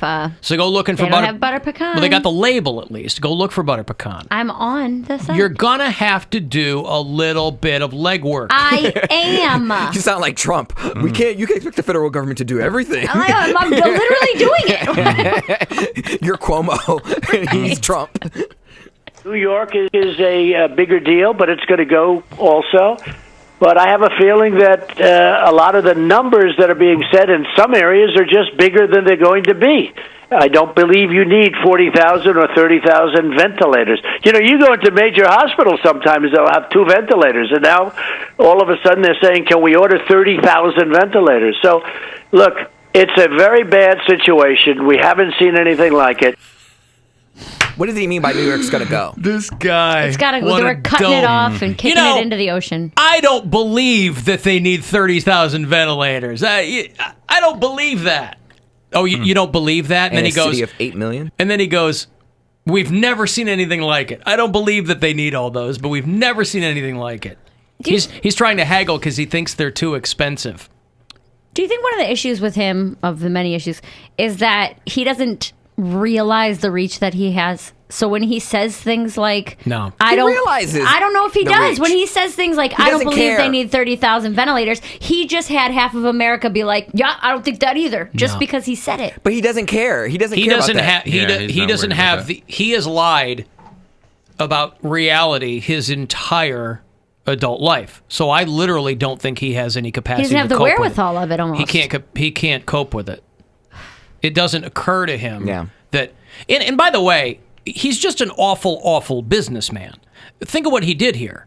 You know, they were like, oh, when he came in, the Obama administration had set up this amazing pandemic response team, right? We were ranked number 1 when he left office in pandemic preparedness.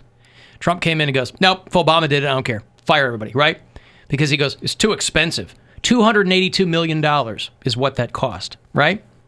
So he cut $282 million, and now he's spending $2 trillion to fix this. So as far as your return he's a on businessman, Alan. well, that's what I'm saying. He's he an knows awful, how to make deals. a terrible one, right? And always has been. So to go, we don't need this. That is such a minuscule fraction of the American budget or what we spent. $282 million, nothing, right? Now you got to spend $2 trillion. That's less than $2 trillion. There's simply no way to know, Bill. Which way does the Pac-Man face when you put those numbers next to He's each other? turned around. That's Is what there a we gotta ghost figure chasing out. him? Chugga, chugga, chugga, He's chugga, all chugga. about. Or did he eat a dot? Walk, walk, walk, walk.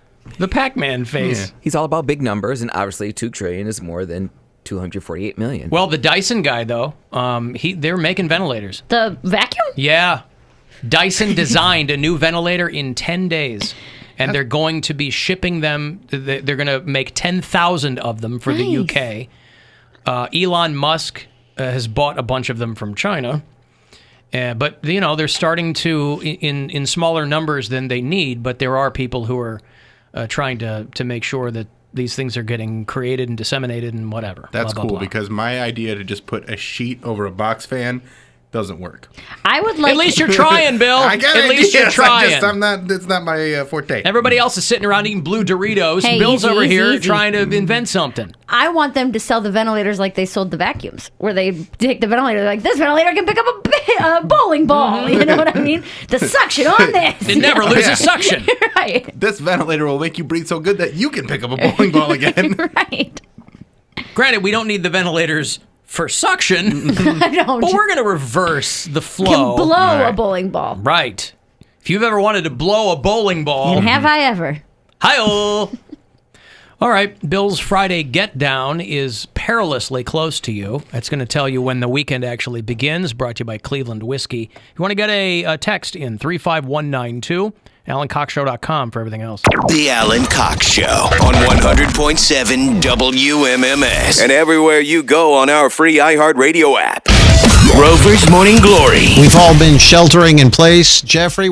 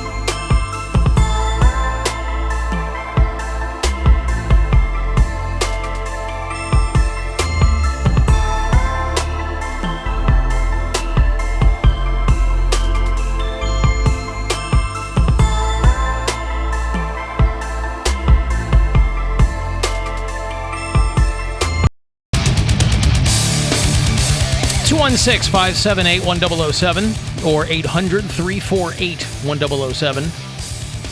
35192. If you want to send me a text, you can go to alancoxshow.com. No shortage of things to point your eyes at there. We've got the live stream, of course, and the live show, but you can see Poundcake yell at Mary. You can watch Mary's tribe opening day celebration while in quarantine. I won't lie to you. A little bit of ass shaking in this thing. Right? No. Yeah, there is. You like point your ass at the sea. I'm like take my picture by the block sea and I like put my butt out. Okay, well, yeah, there's a little bit of ass shaking. A little bit. Yeah. I got a little low cut. You can see my boob. There's a mini twerk. I mean, nachos. You see some cleave. Nachos? Mm-hmm. Did you not make it that far in the video? Oh, out of the hat. Yes. I noticed the nachos, not the cleavage. Good. Because I'm a You're goddamn good man. professional, Mary. You're a good man, Alan. I'm a professional. Nacho cleavage. Nacho cleavage. The Alan Cox Show Instagram hotties. Mm-hmm. My daughter's schooling me on mangroves. That is all there. God damn, that was funny. Yeah, it was pretty good, right? Yeah. Hey, everybody. I love you. Stay inside. Feel better. Keep everyone else safe. Bye. And don't forget I love you. And wash your hands, you filthy animals. Right. Wash your hands, you filthy animals. Adorable. Yeah, the Bill Squire Friday Get Down. I don't want to bury the lead here. That is mere minutes away from you. That's when we know when the weekend begins. Which it's never been a more important time for it. We need it now more than ever. Yeah. I think that's fair to say. That's what people have told me anyway, and I think that they're absolutely correct. How do you feel about This Week in Jesus? Ready for you want it. This Week in Jesus? Mm-hmm. All right. This Week in Jesus. I'll tell you what, don't believe the hype. Jesus is on a comeback with this whole COVID-19 thing. The Landon Spradlin, that's a great name. Landon Spradlin is a Virginia pastor. Was a Virginia pastor who claimed that the mass hysteria around the coronavirus was part of a media plot against Trump. Just ringing all the same bells. Just the greatest hits of nonsense. He's dead from the coronavirus. I mean, that one hurts. That one hurts. And when you die from the coronavirus, by the way, now granted, whenever you die, and I've said this and people give me a hard time, it is nevertheless true. Whenever you die, and from whatever, you die alone. You might be surrounded by family and friends, but you die alone. The added cost of the coronavirus is that you really die alone. Because your family can't even, that's the saddest part of this whole thing, is they can't even be around you. So this guy's family, you might have a little schadenfreude chuckle over it. How old was this guy? 66 years old. Okay. His family never got to say goodbye. So in the danger zone, but there's plenty of 66-year-olds that have gotten it and not died. That's right. He had been out on a mission trip, but again, he'd been very outspoken about the fact that this is really nothing, and everybody was, I don't know how you arrive. This is something, this is nothing. I don't know how anyone arrives at the conclusion that this is all made up. But okay. He said, yeah, it was a media plot. You know, like a plot. Just making it up. And he got very sick. And they put him on a ventilator. And he died. His family called him a musical evangelist. He went to New Orleans. Unfortunately. Misbehaving. Well, now I want to hear Misbehaving. That's a good song for a Friday. You saw that the second season of that show has been shut down because really? the Righteous Gemstones. As I'm telling you, there's so many things that are gonna get shut down because of this that there's gonna be a big gap in entertainment, where they're going to have to do like a lot of live shows, Yep. and they're going to have to kind of scramble to put stuff on the air. They had to stop filming the Batman right in the middle of everything. Yeah, ESPN's playing Disney movies on Fridays and Saturdays now because they got no sports to play. Yeah, Sweet. I might actually watch ESPN for once. They're showing The Rookie, I think, tonight. Yeah. I'm excited for that. I was like, ooh, I'm going to go home and watch ESPN. People are going to be like, are you okay?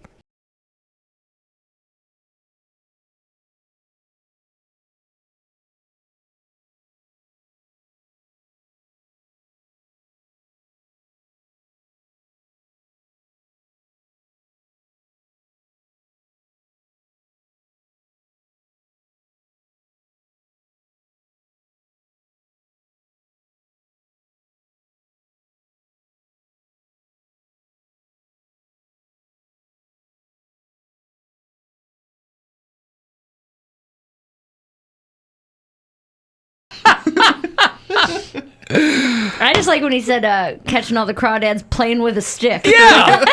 Playing Running with through a the house with a pickle in my mouth. Yeah. Playing with the stick. What a great bit of casting to put Jennifer Nettles in there. Oh, she's she's a so legit good. singer. Yeah, Yeah, she's in that band Sugarland. Mm-hmm. Yeah.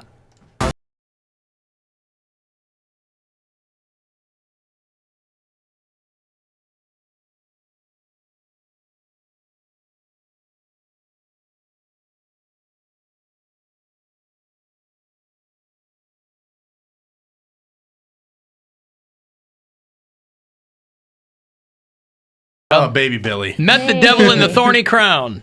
Yeah, Baby Billy. Oh, goddamn, what a funny show. There you go. So anyway, yeah, that pastor who said that it was all a media plot has been hoisted by his own petard, as it were. Louisiana is having a tough time because of New Orleans. They say that's going to be one of the big epicenters of all this because of Mardi Gras not that long ago. And Louisiana and Mississippi have been particularly slow in trying to keep people inside. And Louisiana, some of the parishes, they've set the, stay-at-home orders or whatever. But a lot of these churches don't want to do that. It's a weird thing right now, too, because considered essential are things that involve the First Amendment.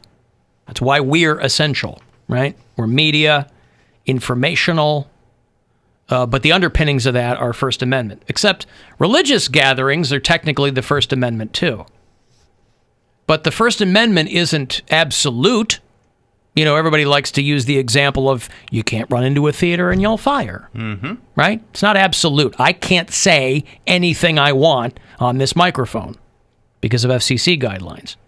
But a lot of these churches, they're like, we're still going, you're not going to persecute us. There's a guy in Louisiana who hosted 1,000 people on Sunday in his church in Baton Rouge. 1,000? That's a huge church. Not only is it a huge church, this guy got 1,000 people who don't think there's anything wrong with this. 27 buses he sent out to pick people up. Wow, he still wanted that offering. From all over the state?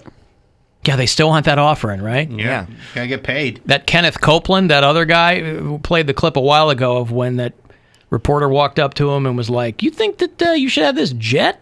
Well, all these people, Jesus, He told her to smile. Demon too. You're a demon and you don't want me. Yeah, he's doing his show still. And he's like, it doesn't matter if you don't have a job. Don't you stop tithing. Bill knows tithing only too well. Oh, yeah. Coming from the Mormon community. 10%. 10%. He's like, what? It doesn't matter what your job Before situation taxes. is. He says specified. No, I didn't realize that. Before taxes. Yeah. You're supposed to tithe your gross. Mm-hmm. Wow. Yeah. Fear of this coronavirus is faith in its ability to hurt you or kill you. The fear of what are we going to do? I'm getting laid off at work. Hey, your job's not your source. If it is, you're in trouble. Jesus is your source. So he's saying, if your job is your source of income, you're in trouble. But that's how. Wait, huh? Your job. Wait, You're what- telling me what- your job is your source of income. What's he saying? The source of income is Jesus, he'll provide. Well, that's his. His is Jesus. No, so that makes Jesus- sense. Jesus well, no, will his isn't provide for Jesus. everyone. Jesus is Jeebus. is the way he gets people to give him money. So it's not really that Jesus is his source of income. The rubes that will go to his church, they're the source of income. Jesus is his job. Mm-hmm. Jesus is your source. Whatever you do right now, don't you stop tithing. Don't you stop sowing offerings. Well, they won't let us go to church. Well, email it in there, text the gift or something that you get your tithe in there. He goes, email it or text it. I don't know. What? You figure it out. He's like, they're like Trump for Jesus. Hey, governors, you figure it out. It's not my responsibility. Just give me your money. I don't care. You figure it out. I said that as a joke, but I didn't think he would be so like overt about it. He's straightforward. He was like, email it. I need your money now. You don't even need to show up. Just email it. Like, wow. When people, this is when these guys, the Dow is down. I need your money. but this is when these guys have to switch into overdrive because when times are good or everybody's working or whatever, they can do this and people go, yeah, okay, whatever. When nobody's working, you got to get on there and go, well, you still got to give me money. Your blessings, yeah. You want your blessings, don't you? Don't stop tithing. What a weird. Well, email it in there, text the give or something, but you get your tithe in that church. If you have to go take it down there and drop it off and stick it under the door or something, you get that tithe in that church, you get that offering in that church, and then you go home and you do what we're supposed to do. Yeah. Wherever you go to church, imagine the person that you that runs your church saying that. It makes me so sad. Well, a lot of people probably do. There are probably plenty of people who go to a church like that where, They and give again, their last. I've seen people do Yes, it. They dude. give I know their tons of last. stories about last that. couple bucks. That's whatever they can because give. that's what the Bible tells you to do. They do The it faithfully, Bible too. says you're supposed to give from your need, not from your surplus. So the Pay up, that's the way up. the underpinnings of that, like I get it, There's the parable about the woman who gave her last coin. It was way more important than the man who gave from his surplus because she needed it and he didn't. So that's what all that is. So people go, well, But in a practical reality, it's tough to do that. It makes me so sad because it's not. Do you hate that more, or do you hate the rich kid that doesn't have to work for things more? I hate that pastor. I don't hate the people who are doing it. His 'cause kid it's is just the what rich they've kid, been though. Yeah. told to do. You know what I mean? What they believe or whatever. But why don't they question it? It takes That's a lot of questioning people God. a long time to question anything, man. 90% of people don't question what they're taught. But what makes me sad is that the people. Where'd you get that number? I made that up. You can do that now. It's okay. We live in a There's society. no way to know. Why can't Yeah. I make you guys? Do you guys make up numbers all the time?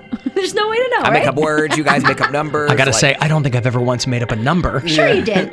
I am on record making up numbers. What was it? 30 gajillion or something? I had a 30, I don't know that that's made up. 30,000. That's what I said. 100,000. I don't know that that's not a real number. I can't count that high. But what I'm saying is that it makes me sad because people are actually going to do that and they don't see him as a bad person. They don't see him as somebody because they're like, well, this guy's let us through. He's taught us all the teachings and they trust him. Listen, and he's very clearly taking advantage of Do them. what you want with your money. I'm not telling anybody what to do with their money. It's just if you're that guy and and you're clearly wealthy and you've got to get on TV and tell people, if they give you their money, It's what makes me so upset with religion is they're because doing it of their own free will. Religion I know is that. run by man. I know. I like a One lot of man. the teachings, and I like a lot of the morals, and I like a lot of the like a lot of that. There's a lot of good in there, but then people like this screw it all up, and You know what you should it makes do? me so mad. You know what you should do? Write him a letter. Text it or email it to him. A letter. Quit screwing.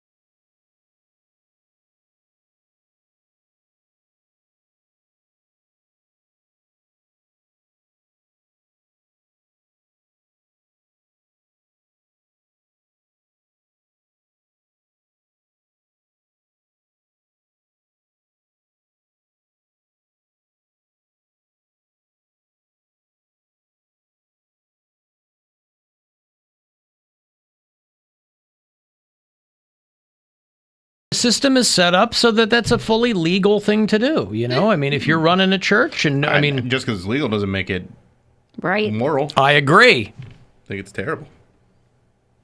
Hey, it's time for the Bill Squire Friday Get Down. Let's do it. Are you ready, Bill? Oh, I'm so ready.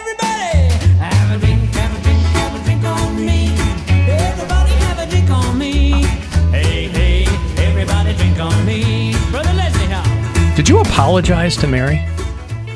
Don't you dare. I thought you apologized to her. Why did I apologize? I thought he said, I'm sorry, Mary, like he's got to do this and you hate it. He never said, no, I'm closing my eyes to hear it. All right. Are you ready, William? I'm closing my eyes. Yeah. All right.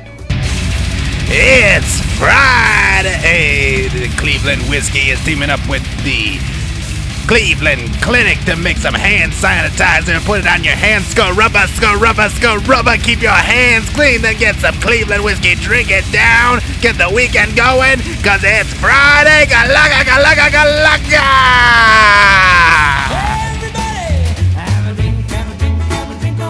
Why are you covering your face? She doesn't want to. I wanted her to know. She doesn't like to see my face do it. Well, the image is burned into my eyes, so when I closed it, all I could see was your face. But that was good. Burned into your eyes. Scrubba, scrubba, scrubba. I really liked it. Yeah, that's great color. They are making hand sanitizer, Yes, so yeah. ClevelandWhiskey.com, by the way, to see everything that they're doing. If you want something salty and sweet, no man, the Cleveland Hot Honey, that is delicious. They got recipes over there, and the whole bit. And they've got a compilation of songs, by the way, on the website, the Cleveland Whiskey Mixtape. So you can go to clevelandwhiskey.com. There are a lot of liquor stores still open. Ask them if they are carrying Cleveland whiskey. If they don't, just go to BevMax. That's very helpful.